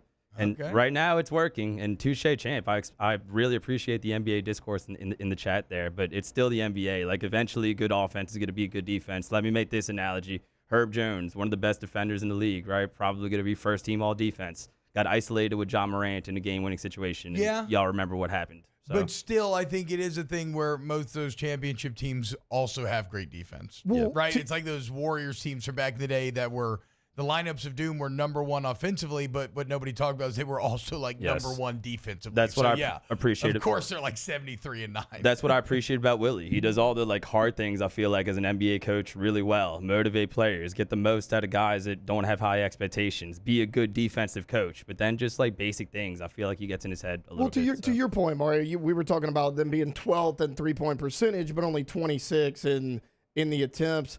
Look, for whatever reason, they're just working Jordan Hawkins in slowly. He's going to get more minutes when Trey Murphy gets back. That's going to cut into Alvarado's minutes. As great as Alvarado is, I wouldn't call him a knockdown three-point shooter. He's been better at it. About 35%? Yeah, that'll cut into Najee and Dyson Daniels' minutes as well a little bit. Neither of them are great three-point shooters. So if you get Murphy back and get Hawkins in the fold, you're already hitting threes. You just don't have the volume right now, but I actually expect that to pick up. And I would say this, if you're a Pelicans fan and you feel like there's still a lack of recognition, first off, we are still coming out of the football coma. Once that happens, that will pick up. And also, I know this is a dead horse, but the Bally thing remains a disaster. It just remains, it's such a barrier to getting eyes on the games. Now, I love the deal. What is it? 10 games are going to be on Fox 8 along with whatever national games the Pelicans end up getting. And, I mean, y'all saw the numbers. What's Bally's? Christian Clark was tweeting about Bally's reach is 700K, whereas being on Fox 8 goes to 7 million, or something like that. So that's good. That's good, and I'll be glad to see the back of Bally and never have to think about them again when this is all said and done. Because it's not. I feel like it's been disastrous for the entire NBA. Yeah. Every local fan base is out here being screwed because the greed of these bad deals that they made to kind of be the local distributor. So. that whenever that is finally done, that will help as well. It's funny you say that, T-Bob. Like you were like, oh, I'm beating a dead horse. I was at LSU last night doing the coaches show, and the game's on. I'm like, oh, let me turn on the TV. So I'm turning on the TV at LSU. It's not my package and anything. And I'm looking, and I'm like, do they have Bally? Do they have Bally? Do they have Bally? And I was like, oh, they have it. I was like, I didn't think they were gonna have it. So yeah, like I totally understand that. It's just it remains a big frustration with me. But whatever, it's almost over. It's almost over, and pirate it if you have to. I have the channel. I have to. Yeah, no, I know. I'm saying, but if you don't, I mean, if you have cable, it's not a big deal. But again, a lot of people cut cable and they just straight up don't have any option on YouTube TV, Hulu. Fubo might. DirecTV Stream is Fubo does. I guess it's cable. DirecTV Stream. You're right. Technically, DirecTV Stream would be a streaming option, but it's tied through a traditional television company. So yeah, that does have it as well. Fubo's the streaming package I use. They do have it. Okay, they do have it. Yeah, Fubo's kind of built their name on sports. Yes. I remember paying for Fubo back in the day on top of my regular cable just to get Red Zone, and trying to justify it as a work. Love Red Zone. I actually, bro, I got to be honest. I have not watched nearly as much NFL this year, and I think it's just because I'm kind of been footballed out come Sunday, and then I watch the Saints and I fall asleep. Well, some might have to do with the play on the field of you falling asleep. Oh, it's absolutely 1,000%. It's that 1,000%. And we'll talk Saints coming up next here on OTB. Off the Bench with Hester and T-Bob. ESPN Baton Rouge, New Orleans, Alexandria, and 1130 The Tiger. What's going on, y'all? We're going to remind you to get Gordon and get it done. Gordon McKernan Injury Attorneys, 225-888-8888. You need somebody who's going to fight for you when you get in an accident. You want Gordon. Okay? He is, he's been at it for decades now, y'all. And the entire team over there are going to stand up to the big insurance companies. You don't have to be afraid. You get in an accident, you get what you deserve when you get Gordon. And who can forget, if you're an LSU fan, about the G team, all your favorite athletes. Remember 8,888 reasons to rally? Yeah, I do. Get Gordon, get it done. Go to getgordon.com. And right there on the website, we always tell you can have a conversation on the website. So maybe you can't get to the phones and dial those 8s. It's okay because you can get your question answered there. You can also see what they can do for you in the courtroom. If you want to see what they can do for you in the community, at Get Gordon is always going to be the handle on social media. But if you can get to the phone, your area code in Louisiana, followed by 888-8888. Get Gordon and get it done. Our listeners fire off their opinions on the jimsfirearms.net hotline at 499-1045. Keep listening for your next chance to shoot us your thoughts with the jimsfirearms.net hotline on 1045 ESPN Baton Rouge. Bayou Ford has the new inventory to get you in a new Ford truck or SUV today, or customize your next vehicle just the way you want it. All new Bayou Ford vehicles come with a 1 million mile powertrain warranty. The crew at Bayou Ford is going to do right by you.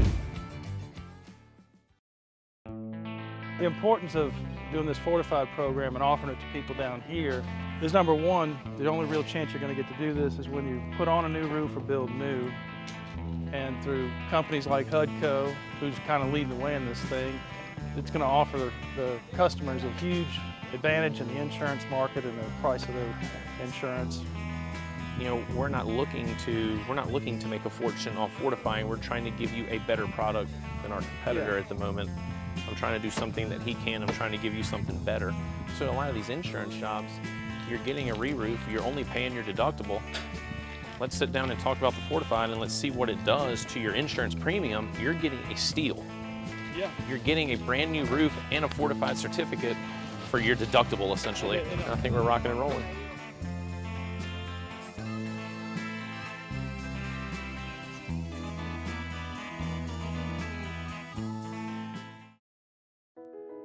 I've been doing business with Luba for 25 years. They're dependable, trustworthy. It's just the attention to detail with our clients. Our folks have years and years of experience. They're highly trained professionals, but many companies have that asset. What I'd like to think makes Luba a bit different is that we use those talents in a way that truly is dedicated to serving the needs of the folks who depend on us. There it is, the extra mile, on the border of expected and extraordinary, for those willing to go further. like vans customized for work or play. With safety and tech to keep you connected. Supported by a 5-star sales, service, and finance team. And backed by the 1-star you know. So go the extra mile. It's never crowded because so few have what it takes to go there. Mercedes-Benz Vans.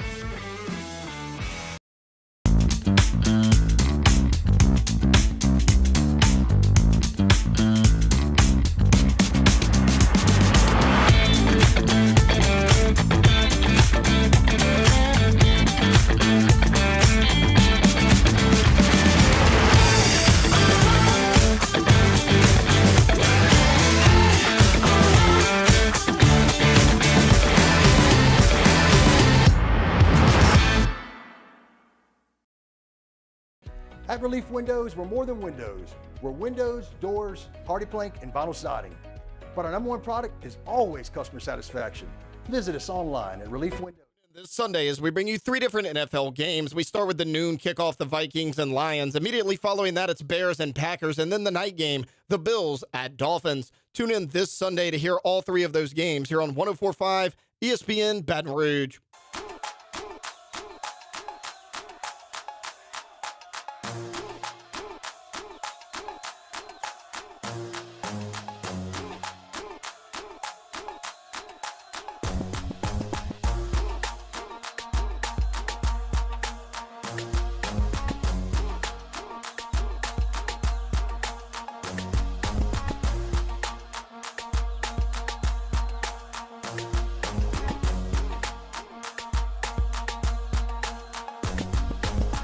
All-Star Toyota presents Off the Bench with Hester and T-Bob. ESPN Baton Rouge, New Orleans, Alexandria, and 1130 The Tiger. Chatting, y'all. Welcome back. OTB. Broke down a little Pellies there to open the hour. I want to talk about the New Orleans Saints now. As Marshawn Lattimore just reworked his contract. And it's interesting, Jake, because it included something that I've never seen. Now, they restructured like they always do, right? To lower cap hits. You add years on the back end. You kind of spread the cap hit out a bit. But nobody loses money. It's not a pay cut. It's a restructure. And generally, that money is retained through a signing bonus, right? So you may be getting paid less per year and then have that number spread out, but then you're getting a signing bonus to make sure that you're getting the same amount of money. He got an option bonus. Have you ever heard about this? An option bonus. I don't think I have. And I don't fully understand this either. This is new to me. So if I reserve the right to be wrong about the details here, a couple things, and maybe see where this all develops. But this is as I understand it today.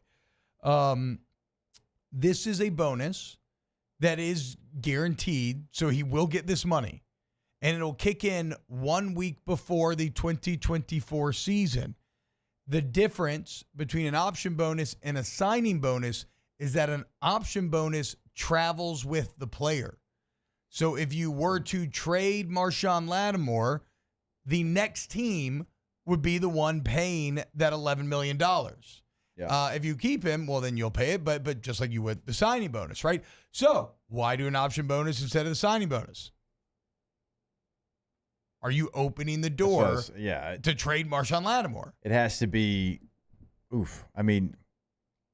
is it if we have to rebuild? Like if that's the path that we go, or if we get rid of some of our more veteran players, well, right? What's Do you want to leave that is, open?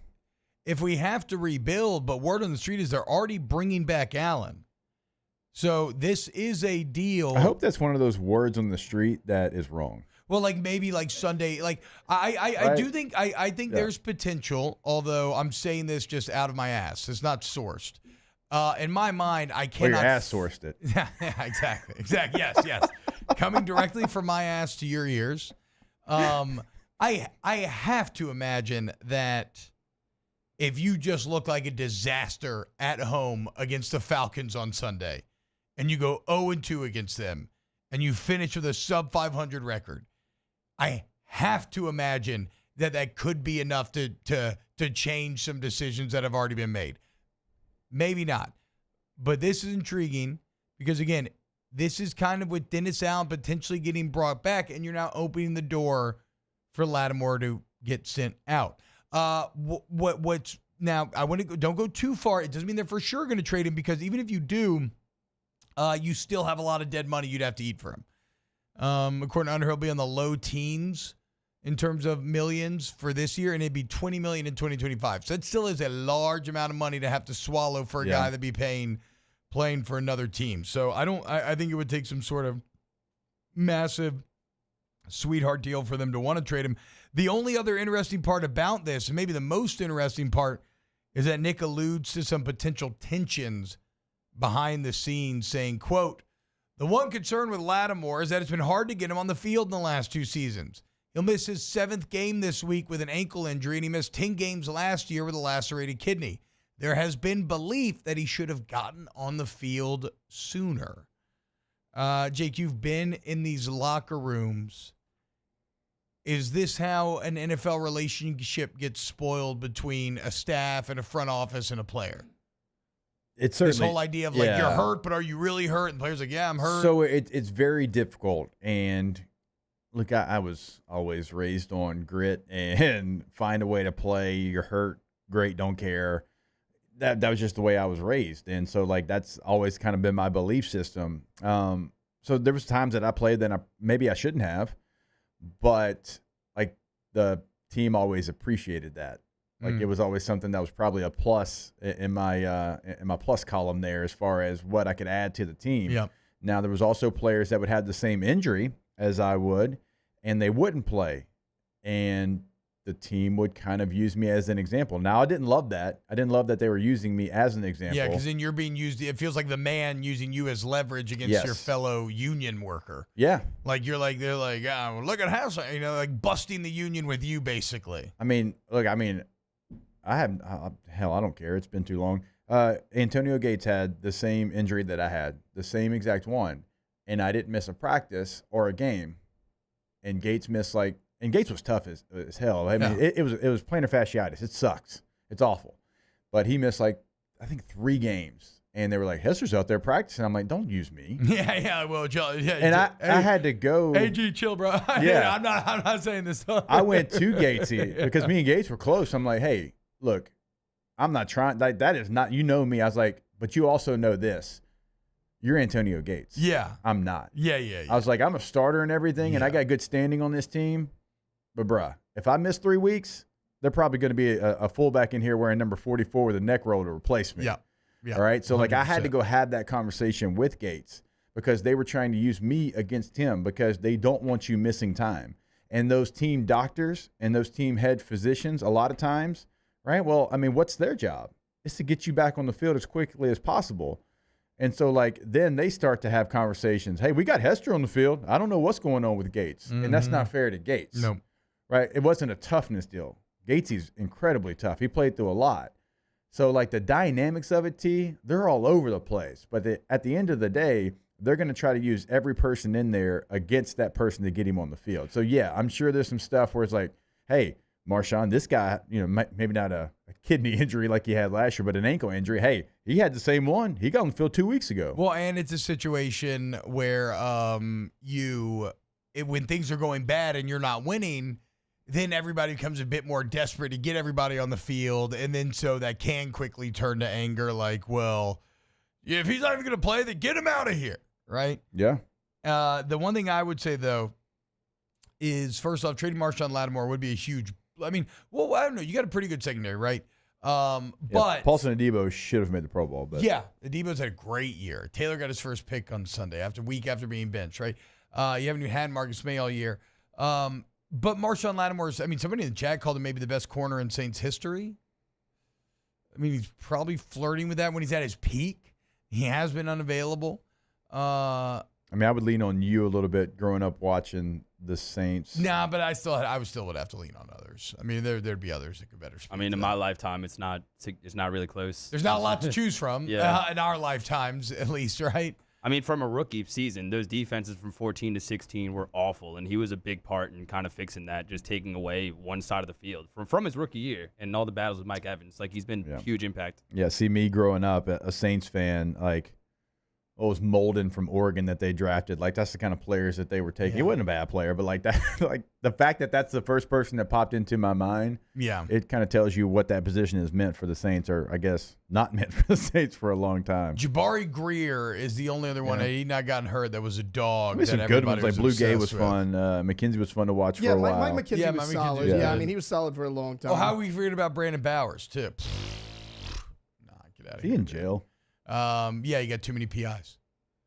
Became a felony. Straight up got so many DPIs that they. No, in all seriousness, Brandon Browner might actually be in jail. I said Brandon Bowers, Brandon Browner. Yeah. He's actually. You knew in what jail. you meant, though. Oh, wow. He might be. He was at one time, I think. Either way, the only thing I really hate about this is that, like, are you going to trade Marshawn Lattimore for resources and eat that dead money with Dennis Allen being the head coach? Like, what does that do? You know what I'm saying? I mean, it kind of makes you worse in the short term, and yet already you have a coach that you don't feel. So I don't know. What does Dennis Allen being the head coach mean?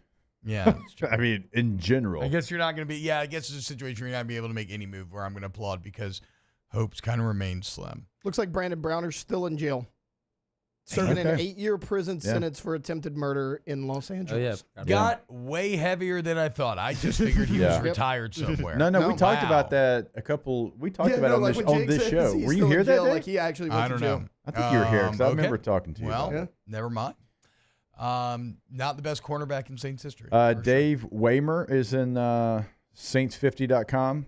Okay. Johnny Poe, another Saint here on Saints50.com. Best 50 players for the New Orleans Saints. So yeah, I'm gonna go Marshawn Lattimore. Final answer. Pammy Whammy says Marshawn's a fan favorite. Tread lightly, DA. Yeah, I know, for real, dude. All right.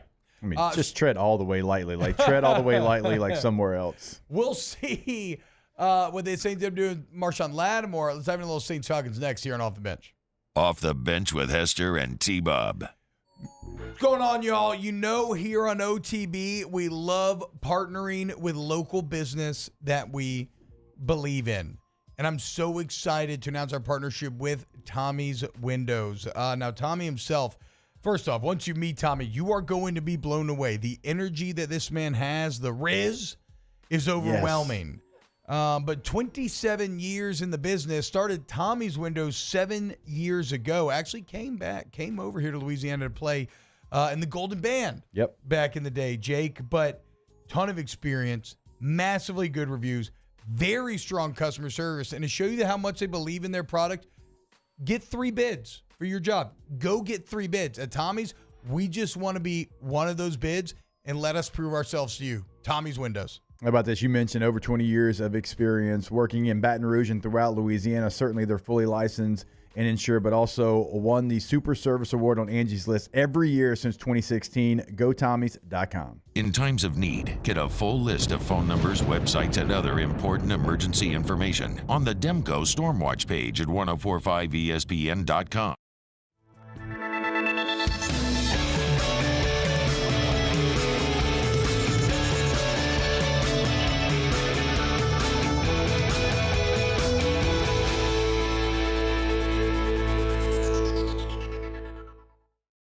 Follow us on Twitter at 1045ESPN to cast your vote in the Citizens Bank and Trust Poll of the Day. Vote daily inside Off the Bench, live at lunch on Palmer. And after further review, Citizens Bank and Trust brings you the Poll of the Day via Twitter at 1045ESPN.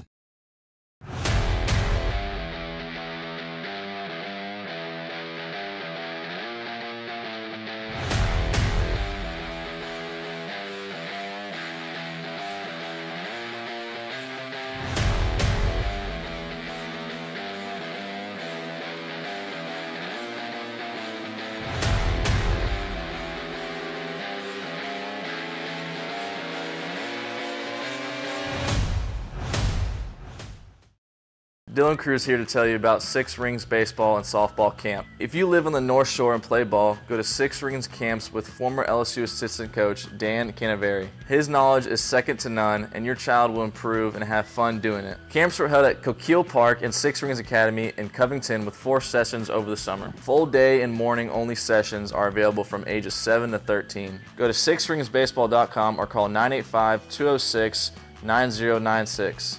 Learn the game to love the game. Electricity is all around us, and our families depend on it. Every day is sparked by the power of a cold drink or a warm meal, a movie night, and a comforting light at the end of a dark hallway. From sunrise to sunset, playtime to bedtime, our team is ready to take care of your electrical needs, even in the case of an after-hours emergency. The light in your life shines brighter with Mr. Electric. I've been doing business with Luber for 25 years. They're dependable, trustworthy. It's just the attention to detail with our clients. Our folks have years and years of experience. They're highly trained professionals, but many companies have that asset. What I'd like to think makes Luba a bit different is that we use those talents in a way that truly is dedicated to serving the needs of the folks who depend on us.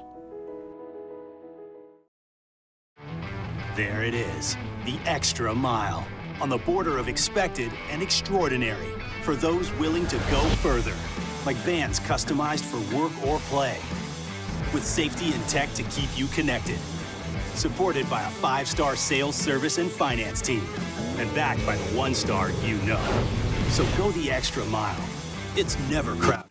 Join me for a Thursday edition of the Hunt Palmer Show, presented by Rouse's. Luke Johnson on the black and gold, and more fallout from the LSU defensive changes. Hunt Palmer Show, 1 to 3 weekdays, 104.5 ESPN Baton Rouge.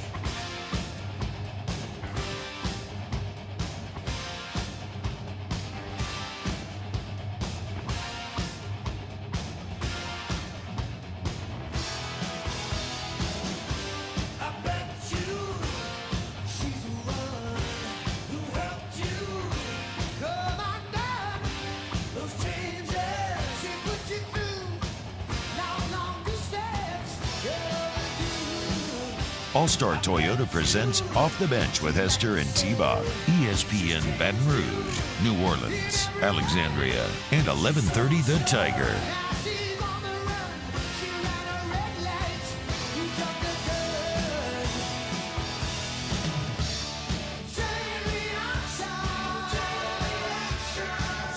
We're just talking about Mission Impossible here. No, the latest Mission Impossible, yes, I have seen. Okay, that's Road Nation Part 1. Yes. It's 3 hours. It's like 2:45. Yeah. I can see how you got disinterested in it. I didn't love it. I tried watching it last night and shut it off in the middle of it. Yeah. Not my favorite Mission Impossible. And it's they're going for a very unabashed, like campy, like over the top, cheesy kind of spy vibe, which can land with, like, anything can land with you if it's done well. For whatever reason, it just didn't. And maybe it's because I'm coming from something like Killers of the Flower Moon, but that's kind of why I chose it, right? I wanted like a little change of pace, but I didn't. Yeah, I don't know if I'll be finishing it or not. I was wrong. I thought it was a situation, T, where like the critics loved it and audiences didn't, or vice versa. No, it's 7.7 on IMDb and 96% on Rotten Tomatoes. See, I knew it had really good reviews.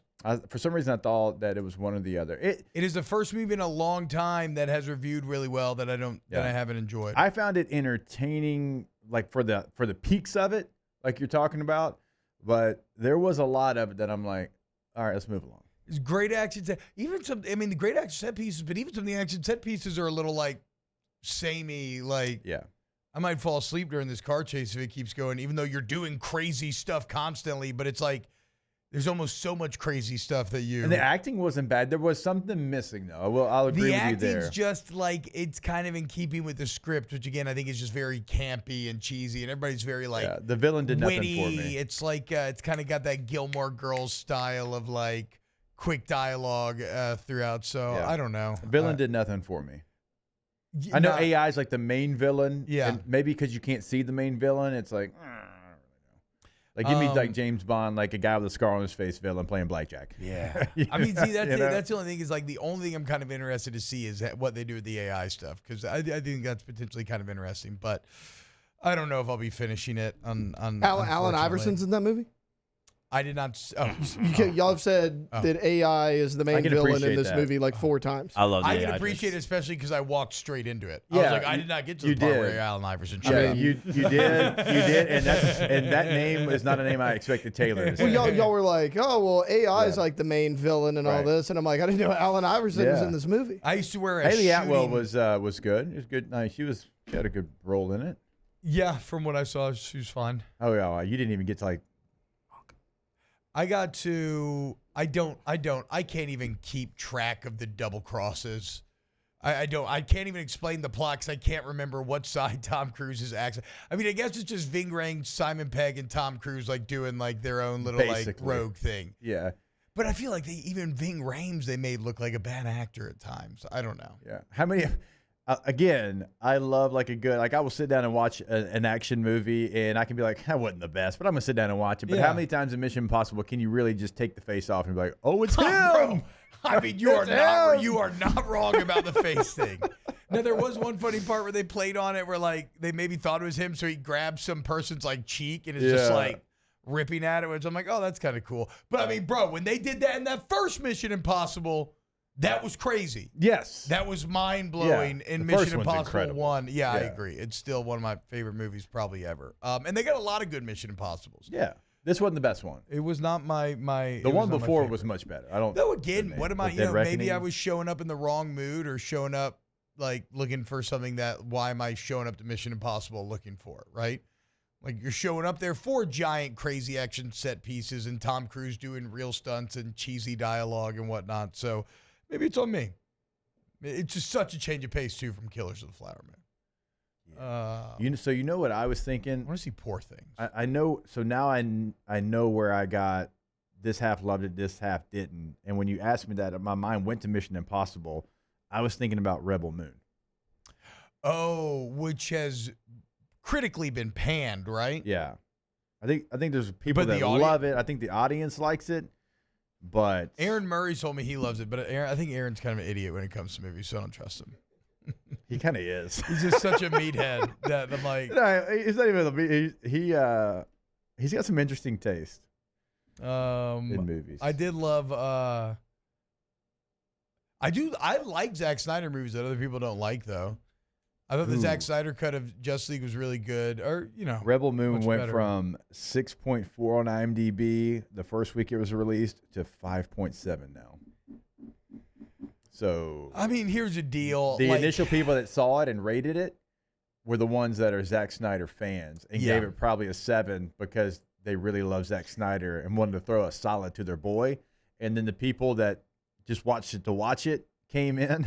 And they might have corrected the score. It's like I actually really like Sucker Punch back in the day. I remember watching that movie multiple times, but it's not a good. I mean, the thing about Zack Snyder movies are visually they're always treats. Yeah. But sometimes the execution of the story can leave a bit to be desired. So we'll see. There's your impromptu Mission Impossible review. I guess I kind of screwed up this whole segment. We're going to talk Saints when we get back. I don't know. Yeah. Keep it locked off the bench. Off the Bench with Hester and T-Bob. All-Star Toyota of BatonRouge.com. All-Star Toyota of BatonRouge.com. Look, you need a Camry, Sienna, Tacoma, Tundra, whatever. New Toyota certified used vehicle where you still get great warranty coverage or you just need a rent. All-Star has it all. What they also have is an excellent service center and body shop. And if you get in an accident, go into All-Star. Insurance claims are welcome. Free professional estimate, shuttle service, rental cars right there on site. Top quality work. All-Star Toyota Baton Rouge. Look at Airline Goodwood. Go see them today. Great Gilmore Girls drop by you, by the way. It had a little bit of that, but not as well written as the Gilmore Girls. Everybody trying to be snappy, but not really. Yeah, All-Star Toyota of Baton Rouge is snappy. They're Yeah. snappy with their service. True. They're going to get you your rental. They're going to do it all. They're going to do it all very, very fast with great customer service. So, go to the website today, allstartoyota of BatonRouge.com. Our listeners fire off their opinions on the jimsfirearms.net hotline at 499-1045. Keep listening for your next chance to shoot us your thoughts with the jimsfirearms.net hotline on 1045 ESPN Baton Rouge. Hey, it's Matt Moscona. For years, you've heard me tell you about Insurance Network of Louisiana, helping you find better coverage for less money. But it's not just for your home and auto. They also offer commercial property. So, retail stores, professional offices like doctors, dentists, attorneys, clothing boutiques. Insurance Network of Louisiana can find you better coverage for less money. They service the entire state of Louisiana, and they're local. So call today at 293-0450 or lainsurance.net. Bayou Chrysler Dodge Jeep Ram has $10,000 off MSRP on new 23 Jeep Grand Cherokee. $10,000 off new Jeep Grand Cherokee. And all new Bayou Automotive vehicles come with a 1 million mile warranty. The crew at Bayou Automotive is going to do right by you. His name was King. He had a horse along the countryside. I saw him ride. One day they found him. There it is, the extra mile, on the border of expected and extraordinary, for those willing to go further, like vans customized for work or play, with safety and tech to keep you connected, supported by a 5-star sales, service, and finance team, and backed by the 1-star you know. So go the extra mile. It's never crowded, because so few have what it takes to go there. Mercedes-Benz Vans. Elevate brand visibility, ignite customer engagement with the power of radio and digital advertising combined. Guarantee Digital Media brings the two together as a trusted media partner in Louisiana for nearly a century. Claim your free digital audit at guaranteemedia.com.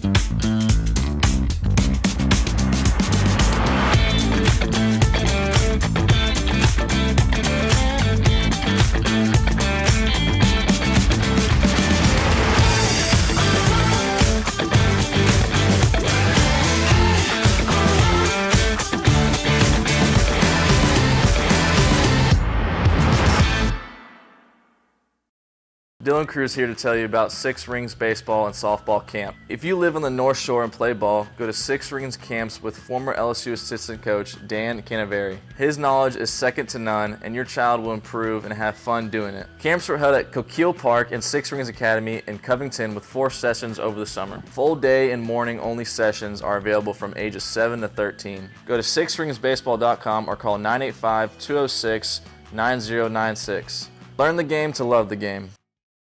Electricity is all around us, and our families depend on it. Every day is sparked by the power of a cold drink. Monday night, we bring you the College Football National Championship as the Washington Huskies face off against the Michigan Wolverines. Kickoff begins at 6:30, and we will have full coverage for you here. So tune in to catch the National Championship game here on 104.5 ESPN Baton Rouge.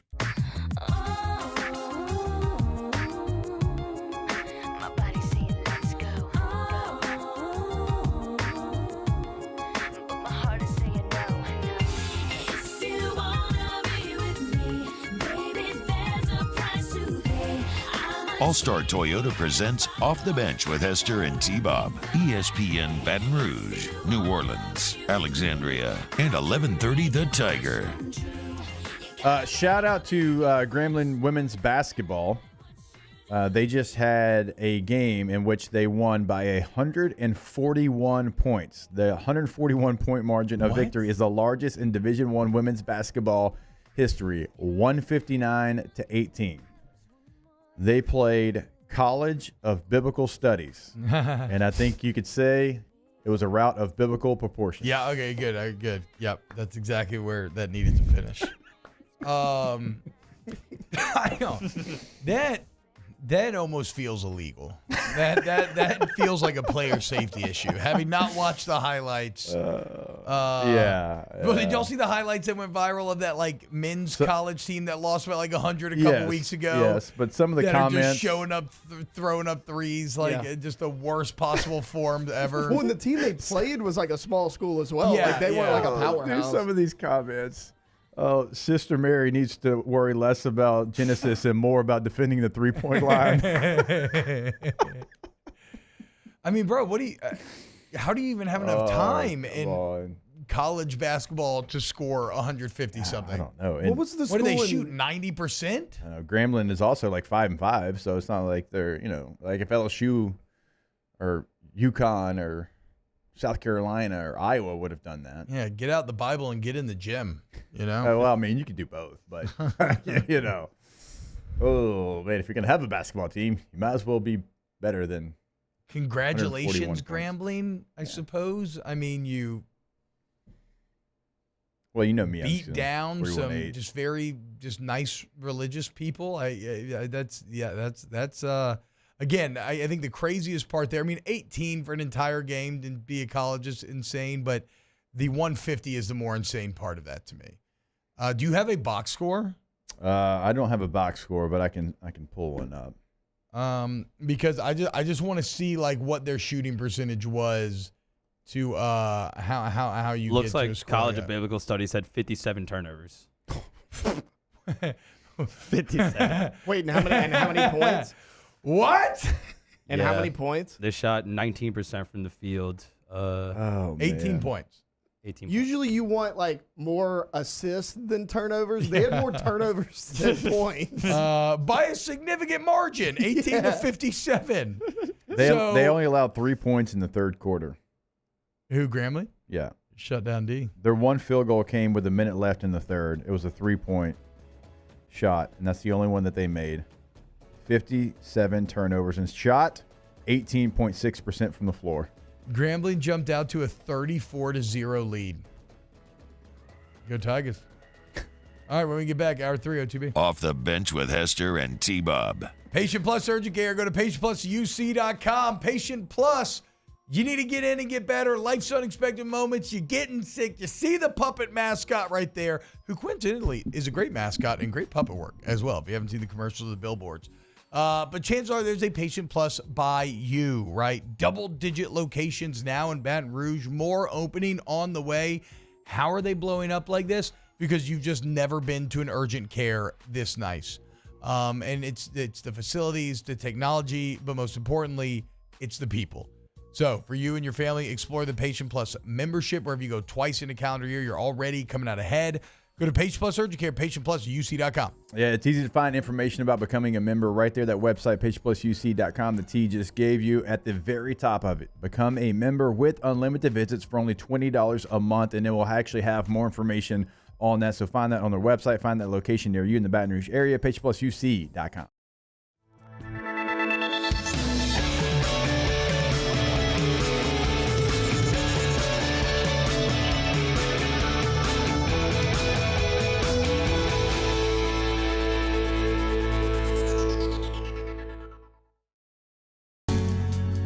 Was a humid day,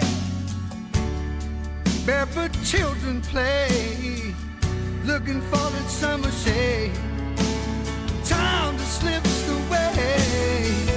Oh, Louisiana, some kind of hold on me. Like cypress stumps, your roots are planted deep inside of me.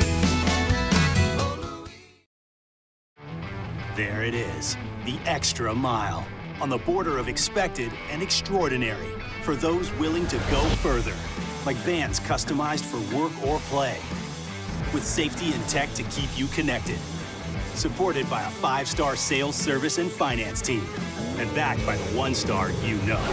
So go the extra mile. It's never crowded, because so few have what it takes to go there. Mercedes-Benz Vans.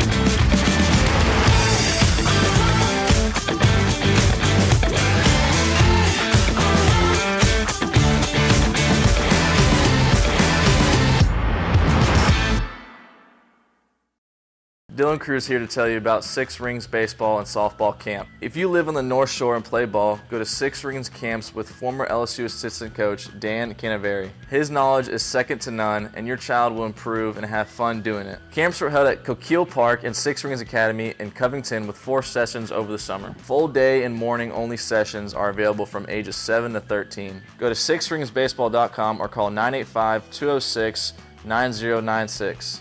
Learn the game to love the game.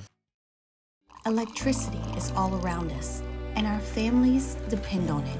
Every day is sparked by the power of a cold drink or a warm meal, a movie night, and a comforting light at the end of a dark hallway. From sunrise to sunset, playtime to bedtime, our team is ready to take care of your electrical needs. Even in the case of an after-hours emergency, the light in your life shines brighter with Mr. Electric.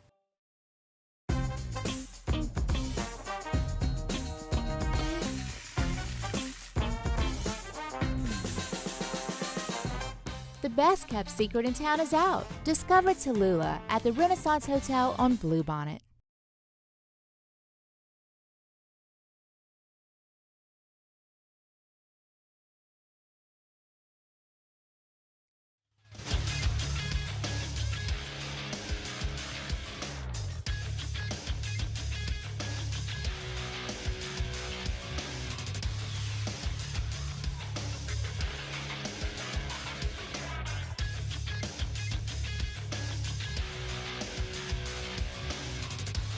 Good morning, everybody.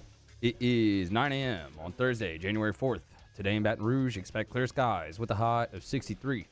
Coming up on OTB, Chef Michael Johnson joins the show at 9:15 for a new edition of Munchies.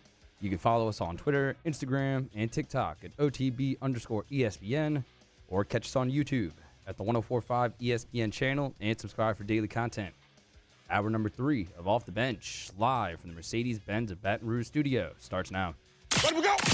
All-Star Toyota presents Off the Bench with Jacob Hester and T-Bob Hebert. Yeah. Off the Bench with Hester and T-Bob. Hey, P, they said I got to come off the bench. All-Star Toyota presents Off the Bench with Hester and T-Bob. Yo. Yo, what's happening, y'all? Welcome in hour number 3 of OTB. T-Bob, Jake, Mario, Taylor hanging out with you today. And having some fun. Talked a lot of LSU coaching earlier in the show. Thank you for everybody watching. Hit the like button, friends. Broke down a little Saints Falcons. I mean, I'm trying to find interesting things to think about or talk about with the Saints. Unfortunately, it feels like some of the more interesting stuff is how horribly uninteresting they are. Again, I do think that Dennis Allen will be back next year, though I don't think that's a guarantee when you look at Sunday's game. I mean, the amount of rage that would be created if you at home with the chance to, even though I don't care about the playoffs, and I think actually a lot of Saints fans don't really care that much, to be fair. Well, now you're at the point because you've won some games. Now it's like, well, our draft pick's not going to be great anyways. Yeah. I guess. No, you're right. And we crossed that threshold, 2 weeks ago? I think you said ago. That? Yeah. No, so you're right about that. I guess what I mean is, like, if I'm asking Saints fans, and maybe, Mario, you can weigh in on this and see if you agree. If I'm asking Saints fans, what's your bigger motivation for Sunday? Making the playoffs or just beating the Falcons? I still think the answer is they just want to beat the Falcons. They don't want to go 0-2 against Atlanta. Yeah, I agree. I mean, always nice to beat those guys. And like you said, going 0-2 against them in a season where maybe one of those wins would have put you in the playoffs would look really bad. And when they're garbage. Yes. Like when they have the worst OC in the entire NFL. They don't have a quarterback. Their defense is made up of your old players. There's just like they have all these weapons they don't know how to use. It would so again, if you lose that game at home, and especially if it goes badly, I have to imagine maybe it changes the math on Dennis Allen. If it doesn't, one thing I'll be fascinated to see is what is the buy-in of the Who Dat Nation next year. Yeah. Because you've already seen it go down. And if you just say you're going to run it back, I mean, you really run the risk of alienating the fan base. The Saints haven't been in this situation in a very long time, obviously, because you had Sean Payton there. Like, you didn't have this disdain for a head coach, you know? And so, like, growing up, like, yeah, sure, absolutely had it, but it's Saints fans are so used to at least being in the conversation. You know, at least knowing that you're going to put a solid product out there. And then, so, like, you see it last year, and there was a lot of people that were not happy about that, but it's like, okay, well, give him another year. I mean, maybe he can figure it out. And honestly, like, there's nothing to lean back on, like we've talked about so many times. Like, I understood a second year, certainly. Right, but there wasn't anything like, yeah, well, you know, when he was with the Raiders, he had a rough first year. It's like, no, there was none of that. I mean, I think you have to really go back to Mike Ditka. Because even with Jim Haslett, like, it wasn't always great. 10-6, 7-9, 9-7, 8-8, 8-8, and then the last year was really bad, 3-13. But remember where the Saints fans were at that point. Yeah, that's a different time. The completely different time. You won your first ever playoff game in 2000 against the Rams, right? I mean, Jim Haslett for a little bit there, he felt like a savior because it had been so bad. But since then, I mean, you've been one of the standards of the NFL. Yeah. And so, like, Saints fans aren't used to being in this territory, but I don't think that should matter, right? You can't use that as, well, I mean, I think you're just spoiled. No, that's not it. Because if you were just spoiled, I would come up here and I would say that. It's not that. No. You just are getting the least amount of what you should be getting from a head coach. You have somebody that is top 15 all-time bad. It just is. That is the analytics of it. Words lie, numbers don't, okay? And so, yeah, Saints fans right now, I mean, there's a lot of questions that they should be asking and talking about the playoffs. And if you don't make the playoffs and they bring DA back, like, how should you feel? You should feel disappointed. You should feel unfulfilled. Is actually how you should feel. Yeah. And I think people will. So I'll be interested to see that. But again, I should shelve some of this talk for the offseason. If you look at the game this Sunday, you should win. You've played good football as of late. Like, you've turned in some of your best performances. The offensive line, after a year of being bad, has really started to figure it out. And I know that this is obvious, but it turns out, Jake, when the O-line plays good, that's when Derek Carr can be actually good. Right? If you think about the best games this season. So Carr's faced double-digit pressures in 7 games this year. Saints are 2-5 in those games. You look against the Bucks, maybe his best game on Sunday, only got pressured 6 times. The Giants, other game he was good, he got pressured 4. Patriots 3, Colts 3. No coincidence. And I know this is obvious because, yeah, every quarterback does better without pressure, but I do think the disparity with Carr is higher than most. And that's supported by what you've heard out of defenders that after the game have talked trash, basically saying, oh, no, we know Carr. Like, you get to Carr, he will start to freak out. And so if you really are going to run it back with DA, you really are going to run it back with Carr, and you want to win, well, first off, you want to win the game on Sunday, that starts up front then with protecting him. And if you're going to run it back, you got to solve the offensive line. If you're going to try to make the $40 million investment work, you just got to figure out how to get that offensive line consistently good. And if you're talking about what's going to decide the game on Sunday, I mean, again, look no further than how much are people in Derek Carr's face, how soon, and that'll likely tell you how he does and how the game goes.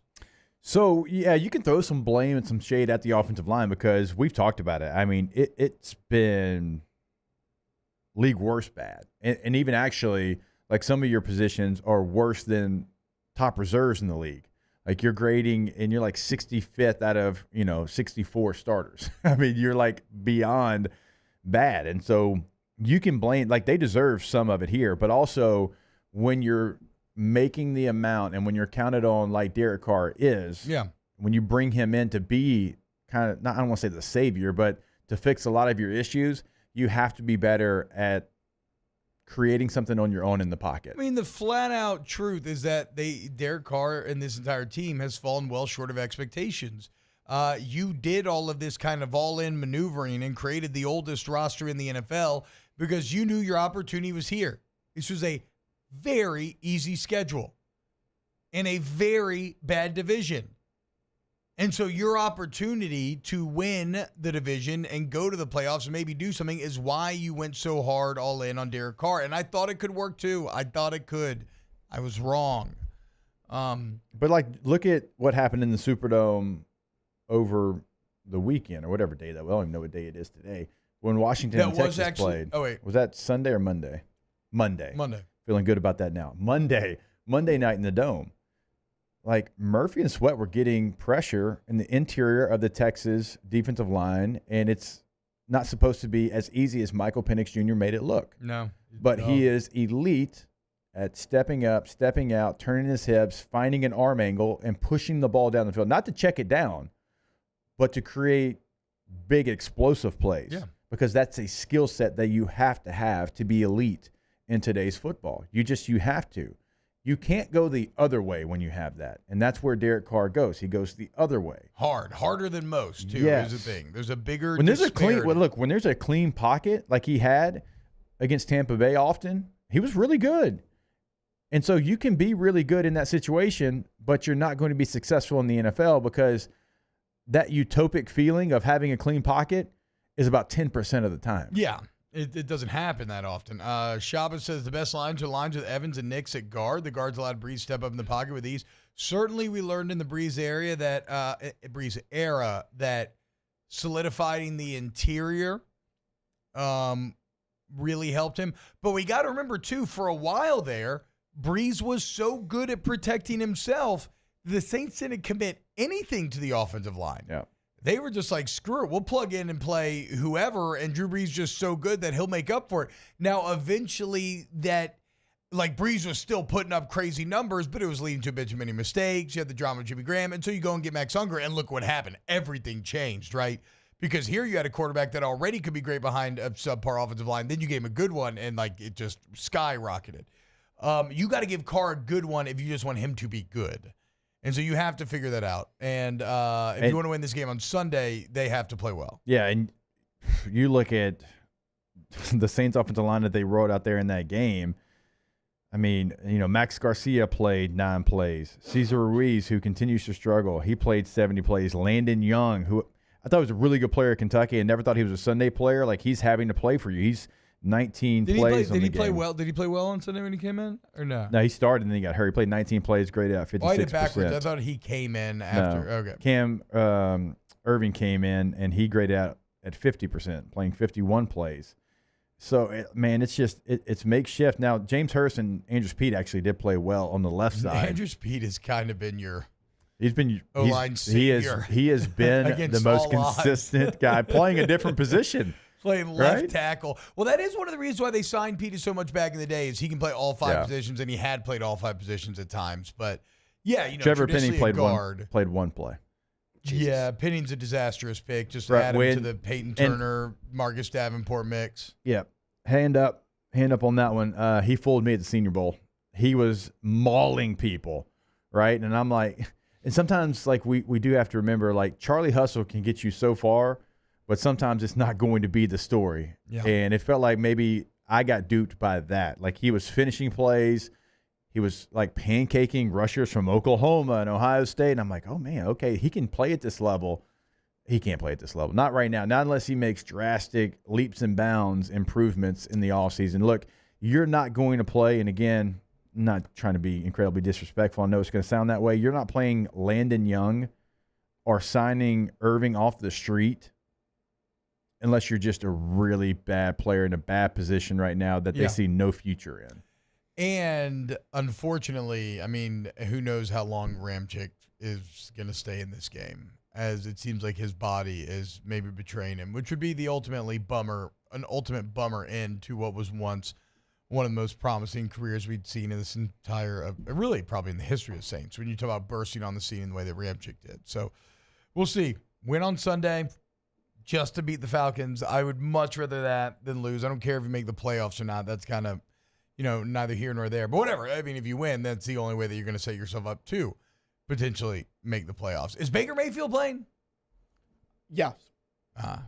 As of right now. Unless there's some sort of setback. If Mayfield is out, that division would feel maybe a bit more realistic. But I feel like, especially after the embarrassment of last week, I feel like you're getting a hungry Bucs team that causes Tepper to throw another drink into the crowd, unfortunately. Do we know if the Red Rifle is going to get his opportunity is the important question.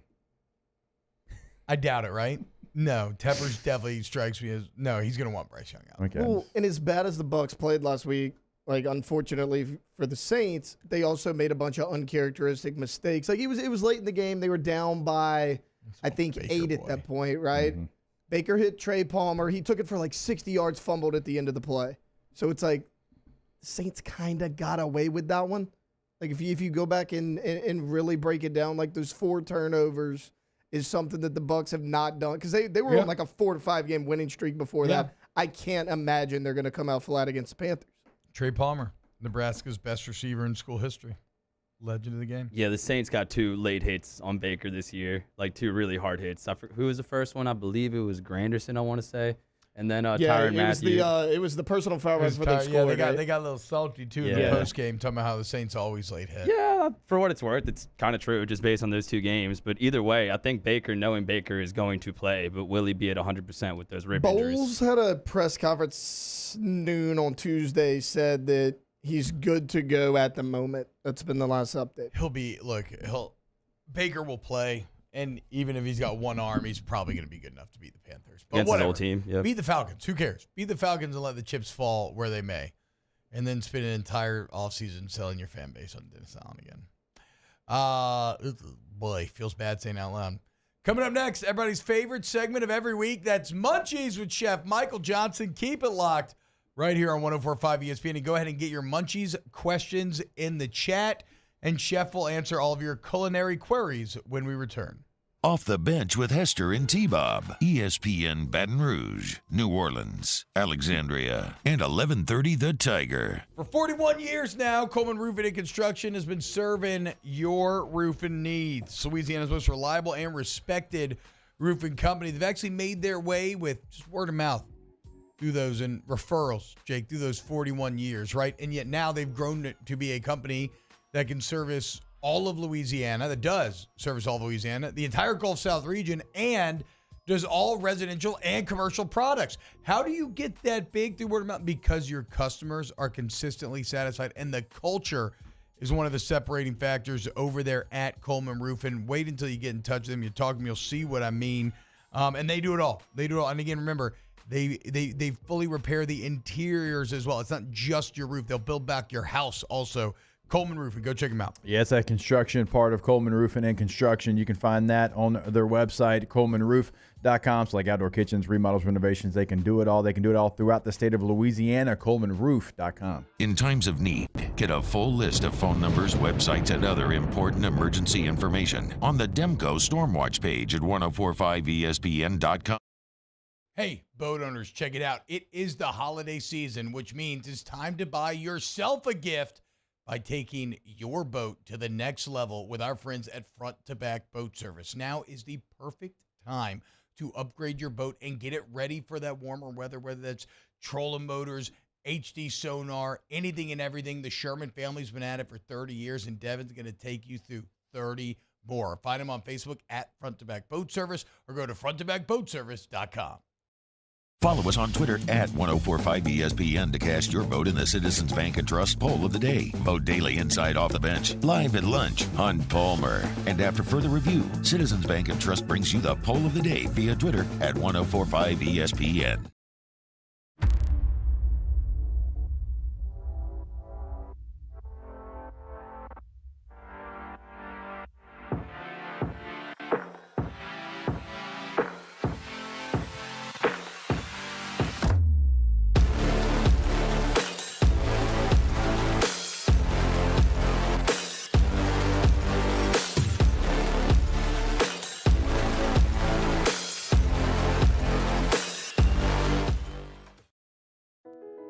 I've been doing business with Luba for 25 years.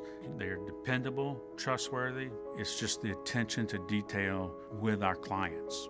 Our folks have years and years of experience. They're highly trained professionals. But many companies have that asset. What I'd like to think makes Luba a bit different is that we use those talents in a way that truly is dedicated to serving the needs of the folks who depend on us. There it is, the extra mile, on the border of expected and extraordinary, for those willing to go further, like vans customized for work or play, with safety and tech to keep you connected, supported by a 5-star sales, service, and finance team, and backed by the 1-star you know. So go the extra mile. It's never crowded because so few have what it takes to go there. Mercedes-Benz Vans. Dylan Cruz here to tell you about Six Rings Baseball and Softball Camp. If you live on the North Shore and play ball, go to Six Rings Camps with former LSU assistant coach Dan Canaveri. His knowledge is second to none, and your child will improve and have fun doing it. Camps were held at Coquille Park and Six Rings Academy in Covington with 4 sessions over the summer. Full day and morning only sessions are available from ages 7 to 13. Go to sixringsbaseball.com or call 985-206-9096. Learn the game to love the game.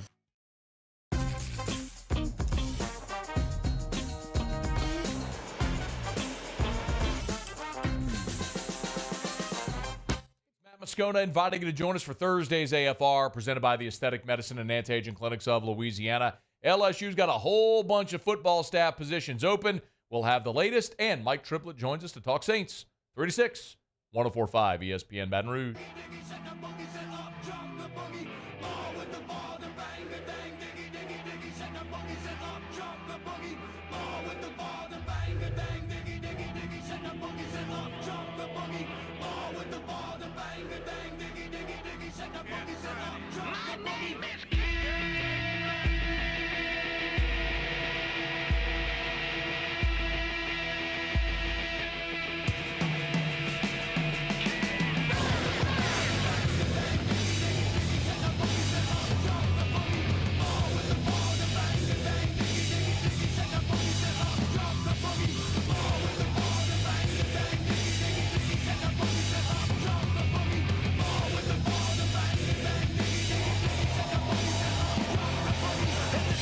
OTB OT with Hester and T-Bob on 104.5 ESPN Baton Rouge and 94.7 ESPN Alexandria. His name is Chef Mike. What's up? Chef Michael What's up, Johnson. man? What's happening, bro? I'm good. Happy New Year. Happy New Year to you as well. How's our favorite Venus flytrap doing? Oh, it's good, man. Hell yeah, dude. Yeah, When's the last full time belly. it ate? So you only feed it once every 4 months. So I fed all 3 of them once before I left for Missouri, and so I came back and they're all healthy and smiling. How was New Year? Anything back to anything interesting happen? Anything to report back on? You know, T-Bob, I'm old enough now. I went to bed at 8 o'clock on New Year's. Yeah.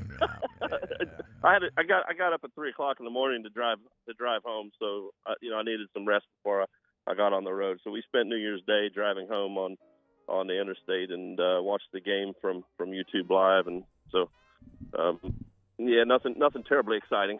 Yeah, except for the Tiger win, right? Yeah, hell yeah. Yeah, that's All right. Yeah. Hey, any so you're on the road, so no like black eyed peas and cabbage there for New Year's? No, I didn't Well, I either, didn't man. either. You know, I think I had Chick-fil-A and some beef jerky. yeah. Chick-fil-A and beef jerky. I've always said that's great luck for the new year. Hashtag munchies.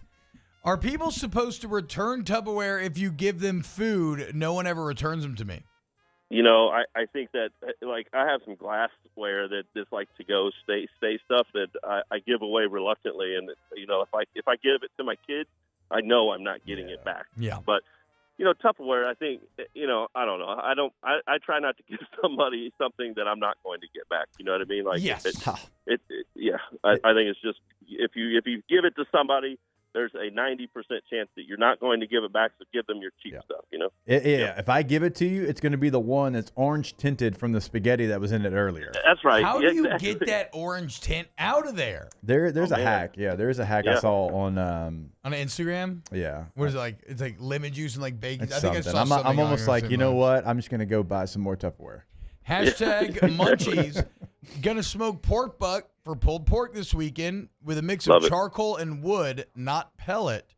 Any Okay. recommendation for wood type and seasoning? Yeah, so I will mix a wood, actually. So I love fruit wood, peach, apple, something like that. But they're lighter woods and they burn up quicker. So I almost always mix a fruit wood in with a dense wood, like maple or pecan, something that burns a little slower and lower. And that, I know a lot of guys that are purists and they only smoke with one wood, but I like the combination of woods. And down here, like you have pecan everywhere. It burns nice and slow. It's nice and dense. But I prefer maple. It's just a little bit of a lighter smoke. And then the fruit woods, apple wood's good. Peach, I really love peach wood. Cherry's really good. Any of those fruit woods go excellent with white meat pork. Yeah. Chef, I was down in New Orleans covering the Sugar Bowl. Now, it wasn't like out and about New Orleans because there's a million restaurants to choose from, but it was during media day and it was during like the post game where we're live basically for 4 hours and we were eating an Uncrustable. Like that's like the meal of choice for sideline reporters or if you're doing like a live show. And honestly, like this is truth. I started to eat it. I'm like, how would Chef make his perfect peanut butter and jelly? I was like, I got to ask him that. I actually wrote it down on the paper that I was working on. Ask Chef, perfect peanut butter and jelly. How are you making it? It's going to be on some brioche, like a really nice, thick, Texas toast thick brioche. I like the egg and brioche. And with brioche, we've had this discussion before to eat the crust or not to eat the crust. If it's a brioche bun, I will eat the crust because I like the texture of the crust. Toasted or non-toasted? I think absolutely toasted. No, I got to toast it. Yeah, me too. And butter, like lots of butter, lots of butter on it. I was thinking about your mayonnaise toasted the other day, for a grilled cheese, but not for a peanut butter and jelly.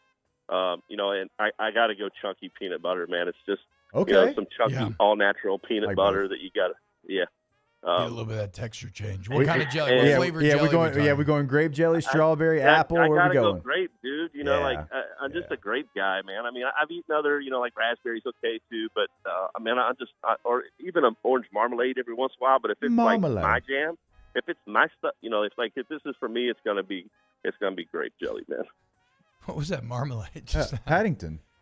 Have you ever had a honey and peanut butter sandwich instead of jelly? Oh yeah, they're pretty good. Absolutely. Yeah. I'm an Elvis fan. I have a son named Memphis, and so I've gone full Elvis, like throwing the bacon on there as well. Yeah. Absolutely. I feel like we forgot as a society that McDonald's used to have honey packets for the nuggets. Nobody ever talks about it. Nobody ever thinks about it. I used to love it. So I get honey from McDonald's to put in my coffee. Then they always look at me sideways like, you want what? I'm like, I don't want that white sugar. I want some honey. Yeah. Wait, they still got honey? Packets. They still have honey packets at McDonald's? Yeah, you got to ask for them. Oh, wow. Sure. You got to ask for them. Isn't that funny, though? People put honey in their tea all the time, and you put tea and coffee, same ingredients into them, but when you ask for honey for coffee, they're like, wait, what? You want what? Yeah, right. Hashtag Munchies. I know you're an outdoorsman, Chef, and Pestra's Tiger wants to know, with deer season here, what would you cook up with the meat? It depends on what cut of the meat it is. Like backstrap, I'm just going to deep fry it, man. And I know that's country as hell, but that's how I was raised. You cut the backstrap out there and deep fry it as soon as you can. I like like a roast from one of the shoulders or the rump. It's going to be slow and low, and I have this blackened roast recipe that I kind of created out of myself, where I take a knife, like a paring knife, and make slivers in the meat. And take whole garlic cloves, and sliver them up, and pocket those garlic cloves into the roast, and then blacken, and it's a braise. So like you put it on the steel or your pan or whatever, and get the meat nice and blackened on the outside, and then put it in a crock pot or a camp stove or whatever, and cook it slow and low, and let that thing fall apart, man. Oh man, you make me hungry thinking about it, man. Chef, Shaba wants to know what your favorite wintertime dish is. It is chilly today. Man. It's cold today. Yeah, I mean, chili comes to mind, but I love a brisket sandwich. Like a warm, spicy brisket sandwich in the wintertime. There's a lot of people will steer away from smoking outside in the wintertime, and if there's 6 inches of snow on the ground, I'll still go outside and grill on the smoker. I don't care. We smoked through the wintertime at the Seattle Seahawks on an outdoor smoker, like on a wood burning smoker. And people, we would have a team there, whether it was one of Paul Allen's chefs, one of my chefs, that would sit out on that smoker all night long. And I couldn't do it because every time I sit on a smoker like that, I got to have a beer in my hand. And, you're at the job site. So I had to put that on somebody else. Yeah. Chef, we're talking about honey and McDonald's nuggets and some different things. And I know you probably would rather have it homemade, but in a pinch, your favorite fast food condiment? Ooh, like cane sauce is probably going to be up there somewhere. I actually am a relish guy. I'll put or pickles even. If you give me a sandwich to eat, I'm putting pickles on it come hell or high water. Yeah. You know what I mean? It's like, I don't know. If it were just a condiment, I would say probably cane sauce. Cane sauce is solid. That's a solid answer. It's the first one that came to mind. Second for me was Whataburger ketchup. Okay. The fancy ketchup. Yeah.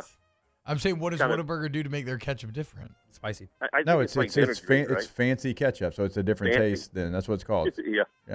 Oh, I had no idea. I've never had Whataburger.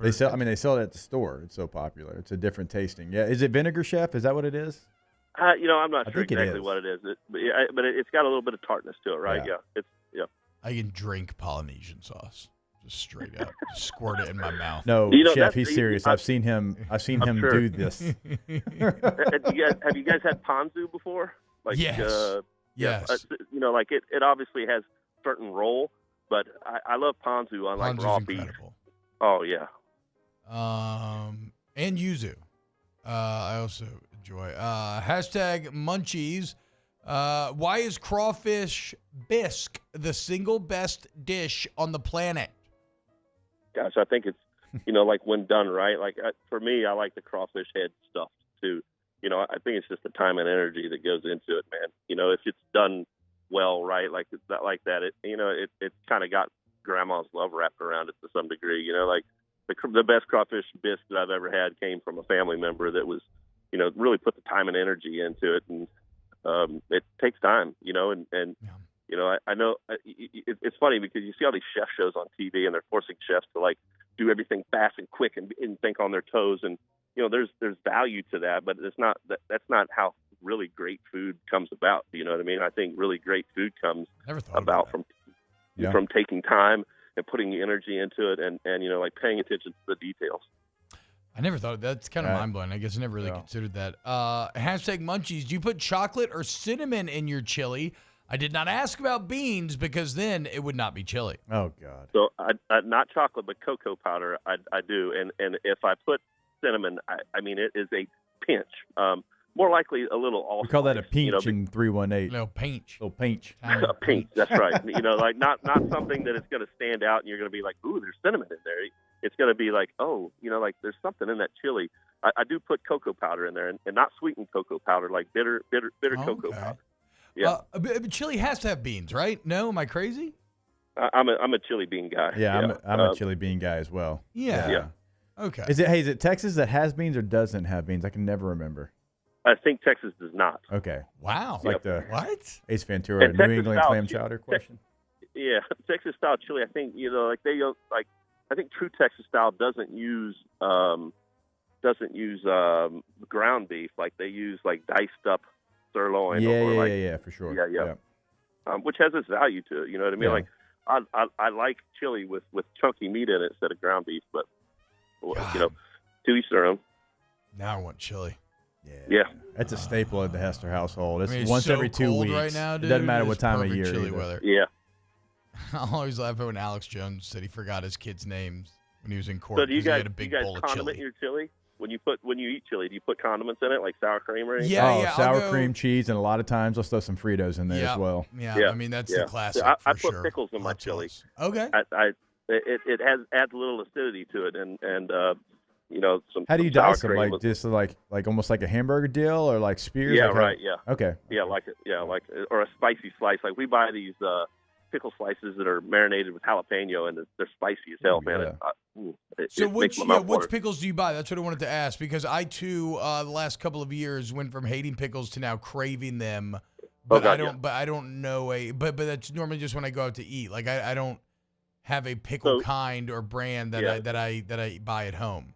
We buy a Jewish kosher that is raw. So there's a difference in pickles, right? Like you have the cooked kind that are shelf stable, We buy the kind that are raw. They're in, you have to buy them refrigerated. You can't buy them off the shelf. It has to be in the refrigerated section. And the difference in the tail is, the cooked ones are soft and they're green. The raw ones have the white flesh, like it looks like a cucumber in there. But I think that they have the better texture. Yeah. Oh man.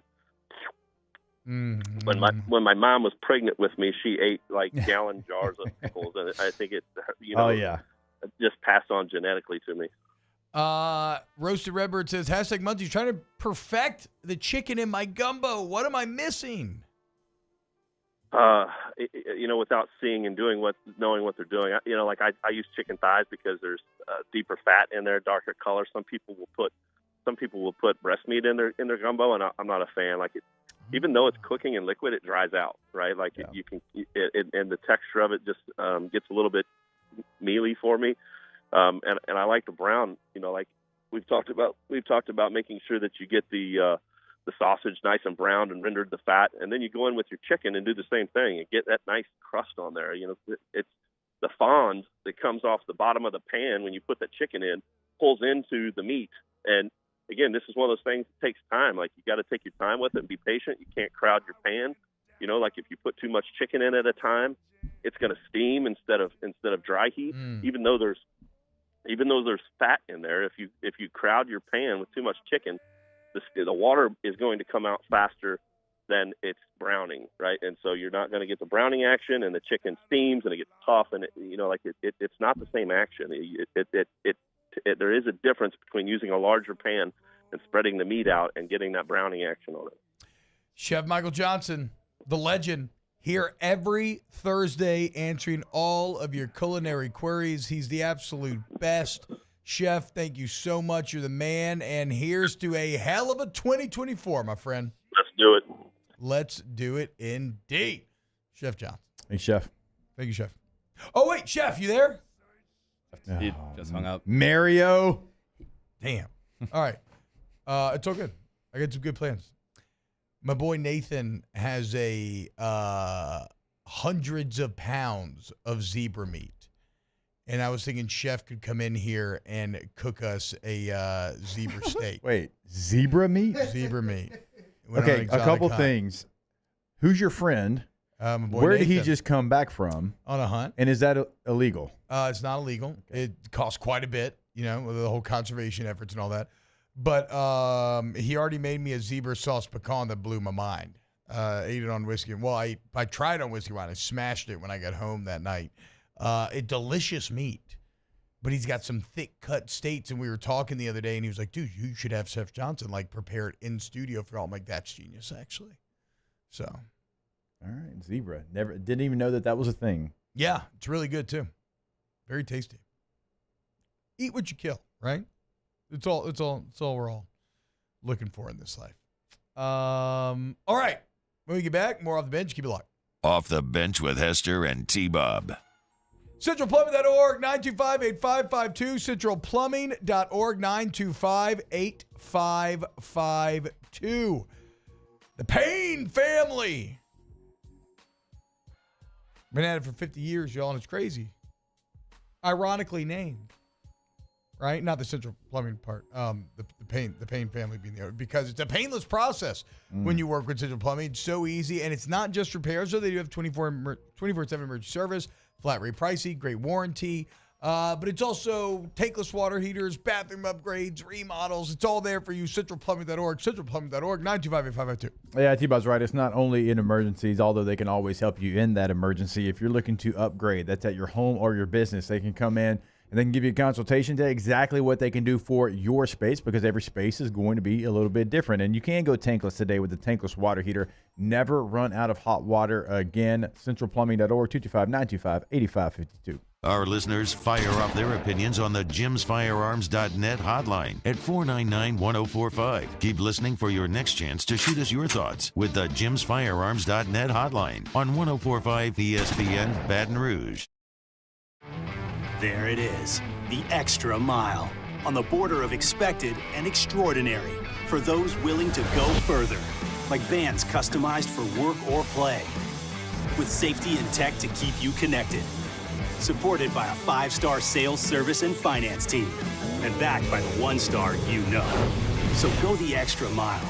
It's never crowded because so few have what it takes to go there. Mercedes-Benz Vans. The Windsor Senior Living Community in Mandeville, Louisiana is a beautiful, vibrant apartment community geared towards seniors.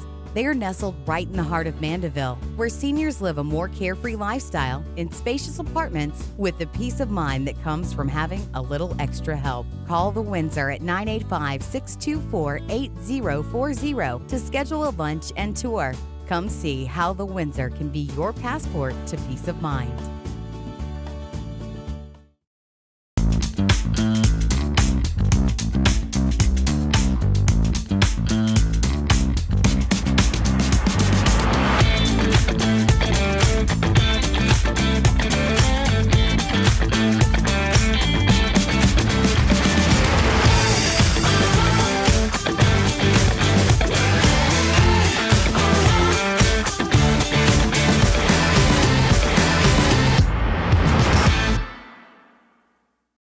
Electricity is all around us, and our families depend on it.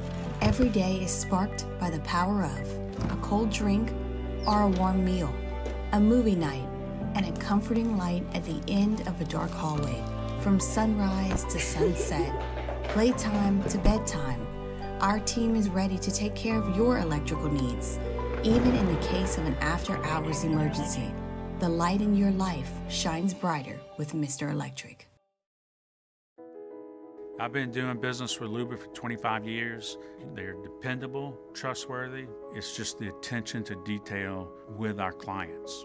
Our folks have years and years of experience. They're highly trained professionals. But many companies have that asset.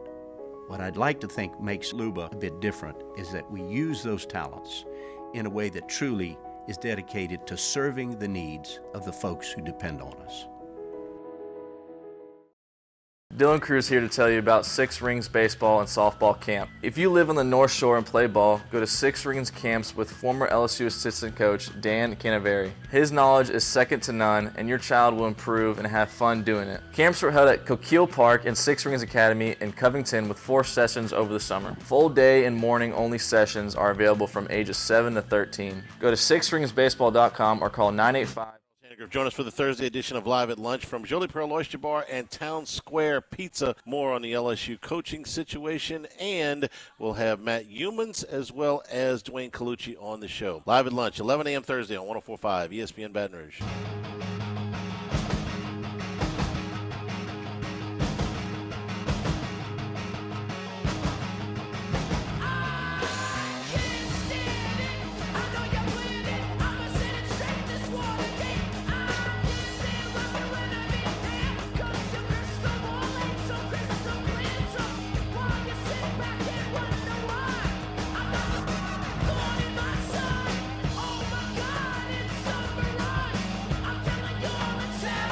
OTB OT with Hester and T-Bob on 104.5 ESPN Baton Rouge and 94.7 ESPN Alexandria.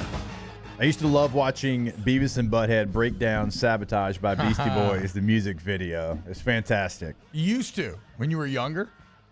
Yeah. Well, when I felt like my youthful self. Yeah, if you want to feel like your youthful self again, you go to RejuveMeMedical.com. Restore me, refuel me, Rejuve me. Go get that free consultation today. Get your labs drawn, which is not just a great like general health check. Like, actually, I know 2 people, 3 that have at least, right? These are just ones I know about that quite literally had their lives saved by doing this because they learned something was going on they needed to learn about. But go get your labs drawn, get that consultation, see where your body's efficient, and let Rejuve me put together a plan for you to get back to who you want to be, right? Mood, memory problems, energy, facial aging, insomnia.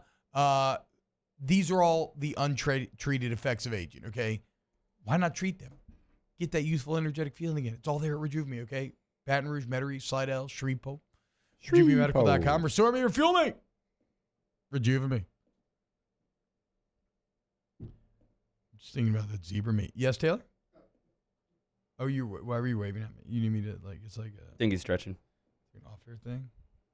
Are you talking about the fact that Jake has, like, Alabama colors on? So I thought about it earlier, but I didn't want to say anything new. Is this Alabama? It's a little disconcerting. It's close. It's not. It's Bussin' with the Boys. Not as much that. That just kind of matches it's the hat. More, I know it matches, but the hat makes it in the neighborhood a little bit, perhaps. Wait, of all the things that Maybe you it's don't more worry Commanders about, of all the colors. things you don't worry about, you're worried about me, who, by the way, beat Alabama every time I played them, wearing maybe a similar color. What about Mississippi State or Texas A&M or Virginia Tech? They mean nothing to me. Well, Alabama doesn't mean ish to me because we beat them every time. Ooh, I like Right? that. No, I was just gonna. Shut up, Taylor. I was just I don't gonna. care. Shut up. Okay, but now I actually do want to know. Damn it. So what were you gonna say? No, I was gonna mention Harlem Berry committing to LSU yesterday. Oh, we still haven't done Harlem yet? 5-star running back. That's how away from this our show got? Oh, We talked about the Harlem Heat earlier. Harlem Berry. no, I know that's not good, though, Harlem because this Berry. would be a good segment on YouTube that would do numbers, but now we don't really have the time to do it correctly. Yeah, we do. It's our show. We can do whatever we want. Yeah, so Harlem Berry commits yesterday, though. You are talking about the number one running back in the country for 2025, a man who runs a 10.5 700 meter. He averaged more than 13 yards a carry at St. Mark's Episcopal this year, which is kind of insane to think about. I can't even wrap my head around that. Number 1 player in the state of Louisiana, number 11 player overall in the 2025 class. And now you take a look at the 2025 team recruiting rankings. Georgia 1, but very close behind. LSU now, number 2, already with 2 5-stars in this class for 2025. Yeah, and that's with potentially Bryce Underwood coming as well in terms of committing. When is Underwood set to announce? Saturday, right? Well, get this, okay? If you get Bryce Underwood, you have DeCorian Moore from Duncanville. He's a receiver, teammates with Caden Durham. Yep. You just got a commitment from Harlem Berry. If you get Bryce Underwood, you will have the number 1 quarterback, running back, and wide receiver in the 2025 recruiting class.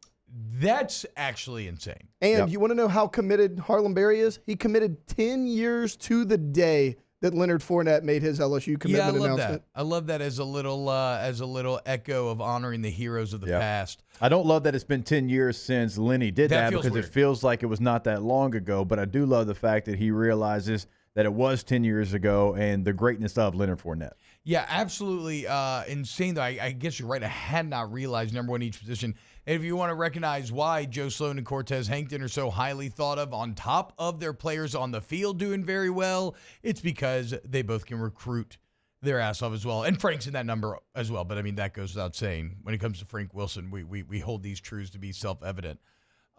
This is great. Like, I think you can actually correlate this to what LSU's offense has been the last 2 years. And really, I mean, we can go back and we could talk about 2019 and all that greatness, but I didn't feel like that after that year, you didn't use it to your advantage like you should have. We've talked about that often. Yeah, true. You use now the Heisman Trophy winning quarterback, True. 2 first-round receivers, and this explosive number 1 offense in the country. What does that do for you? Well, it allows you to have commitments from the number 1 receiver, number 1 running back, and potentially the number 1 quarterback in the country. That's how you parlay success on the field to the recruiting trail. Well, and he provides a dimension that LSU does not have right now. I mean, really, since Clyde Edwards-Helaire left, you've been looking for that receiving threat out of the backfield. Yeah. 400 yards receiving and 7 receiving touchdowns this year. Yeah. That's not a career. That is this season. All these numbers are from this season alone? Yeah, so 2,400 the yards. 37 touchdowns on the ground are from this season alone? Yes, and if you add rushing and receiving, he has 44 touchdowns and 2,400 yards this year. 13 yards per carry. Also, state champion in the 100-meter, 10.57. And 20 yards a catch. 13 yards a carry, 20 yards a catch, 44. Not only would you have the number 1 receiver and running back like you already have them committed, you also have the number 1 player in Texas and Louisiana committed to football-rich states. And so far, 2025 class, they're doing exactly what you should after you have a Heisman quarterback, first-round pick, and 2 first-round receivers. So now, look, man, you just got to hold on for dear life, you know? I know you'll appreciate this. Stay after him, put together a good For offensive sure. performance this season, get some good momentum, get him win 10 games, get him believing in the defense a little bit. Watch out for A&M and Texas trying to just pay the hell out of DeCorian Moore to go there. A couple of stats real quick before we take this break. average distance of that 2025 class from Baton Rouge, 170 miles, right? So the same thing that we talked about with this recruiting class. 71% in-state so far. Blue chip ratio, your favorite, 86%. Choo, boy. How many commits they got in that class now? They've got 1, 2, 3, 4, 5, 6, 7. 7 commits. I have never seen a class that would feature the number one receiver, quarterback, and running back. And especially, that becomes especially tantalizing because BK is going to have good O-line, especially under Brad Davis. Yep. Like, Brad Davis gets the responsibility, but throughout his career, Brian Kelly teams have always been really good on the offensive line. You're going to tell me you're going to have that elite skill with that O-line? Looks like a pretty damn bright future to me. That's wild, man. That's and those are things. See, I hate this though now a little bit because now it's like I just want it to be official, and you have to wait a full calendar year to see if it's actually going to end up happening. Yeah, but look, those are things that you have the opportunity to do now. You have to go out there, and your hope is that one of these players is like the captain of the class. Like one of those two players is the captain of the class that goes out there like you've had, Hurley's been that guy for 2 years. Well, it's probably got to be Harlem, right? Hometown hero, committed 10 years to the day. I mean, of Moses Leonard is also Fournette. committed too from U-High. Obviously, his brother goes and plays at Alabama. He stays at home. He can be that guy as well. That's true. Really good on the recruiting front lately, boys. Seems like it's been nothing but positive news. Great job by Kelly and this staff, even accomplishing all of this with the coaching turnover. All right, when we get back, let's close out the show with Ask the Bench next. Off the Bench with Hester and T-Bob. Community Steel Company, CommunitySteelCo.com. You always win, just like the LSU staff's winning right now when you work with Community Steel. Look, this is local, okay? It's right there in Gonzales. They make everything on site in the facilities in Gonzales, which have already doubled in size to continue to expand. Because they're disrupting the steel industry, man. Any purlin, tubing, steel building, sheet metal, anything that you need, it's all there for you. And they buy directly from the wholesaler, meaning there's no middleman jacking up the price for the consumers on the back end. They have a live and local sales team, not like these national companies where you're dealing with robots or order forms or whatever, website. No, look, Community Steel Company, go see them in Gonzales today. Yeah, the thing that we love about it being here local, like when you say, I need this, they're going to help you. We always say it. They're not going to call and ask for permission. They're not going to call Dallas and Houston, Atlanta, these other cities. No, they are going to handle it. They're going to handle it right here in Gonzales. So give them a call today for any of your steel needs. 225-647-2020, CommunitySteelCo.com. In times of need, get a full list of phone numbers, websites, and other important emergency information on the Demco Stormwatch page at 1045ESPN.com. Yo, Jake here from my friends over at Community Steel Company located in Gonzales, Louisiana. The local place you can turn to for all of your metal building needs. Notice I said local, not Houston, not Dallas, not Atlanta, but right here in Gonzales. Visit them at their brand new state-of-the-art website at CommunitySteelCo.com or pick up the phone and give them a call today to answer all of your questions on your metal buildings, roofing and sheet metal, and any other steel needs you or your business need at 225-647-2020.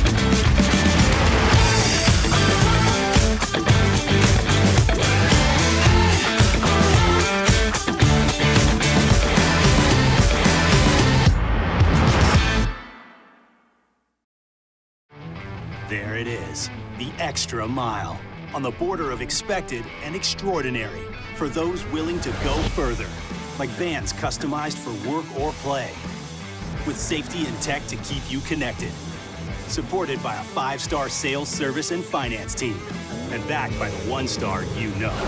So go the extra mile. It's never crowded, because so few have what it takes to go there. Mercedes-Benz Vans. Electricity is all around us, and our families depend on it. Every day is sparked by the power of a cold drink or a warm meal, a movie night, and a comforting light at the end of a dark hallway. From sunrise to sunset, playtime to bedtime, our team is ready to take care of your electrical needs. Even in the case of an after-hours emergency, the light in your life shines brighter with Mr. Electric. I've been doing business with Luba for 25 years. They're dependable, trustworthy. It's just the attention to detail with our clients. Our folks have years and years of experience. They're highly trained professionals. But many companies have that asset. What I'd like to think makes Luba a bit different is that we use those talents in a way that truly is dedicated to serving. This Sunday, as we bring you 3 different NFL games, we start with the noon kickoff, the Vikings and Lions. Immediately following that, it's Bears and Packers. And then the night game, the Bills at Dolphins. Tune in this Sunday to hear all 3 of those games here on 104.5 ESPN Baton Rouge.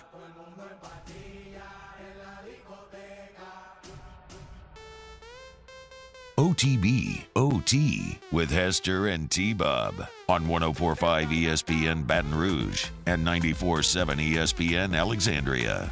What's going on, y'all? Sorry we've been so long there. I want to talk about Harlem Berry. Do remind you, great deals going down to Accutemp this month. AccutempBR.com.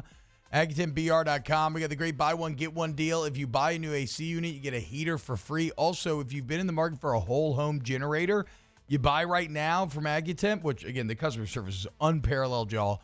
You'll get $2,000 off the generator, and they have great maintenance plans so that you make sure that it's ready to go when you need it. And, again, that customer service is really going to be ultimately what separates them from the pack. They're the absolute best.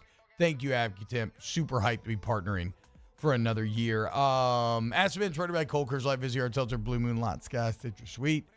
Why is Bo Davis not being mentioned as possible DC? Does he have no desire for that? LSU's not going to hire somebody that doesn't have defense coordinator on their resume. Yeah, probably. Yeah. Minus the probably. Yeah, minus the probably. You have a great day. We'll see you tomorrow. Friday. Off the Bench with Hester and T-Bob. There it is, the extra mile. On the border of expected and extraordinary for those willing to go further. Like vans customized for work or play. With safety and tech to keep you connected. Supported by a 5-star sales, service, and finance team. And backed by the 1-star you know. So go the extra mile. It's never crowded because so few have what it takes to go there. Mercedes-Benz Vans. It was a humid day. Barefoot children play, looking for that summer shade. Time just slips away. Oh, Louisiana, some kind of hold on me. Like cypress stumps, your roots are planted deep inside of me. When it comes to ending cancer, we push forward, always working together for you. That's why our cancer experts at Ochsner have clinically integrated with MD Anderson Cancer Center. This means advanced cancer care, including access to life-saving clinical trials and integrating care to treat the whole you. Introducing Ochsner MD Anderson Cancer Center. Long live you.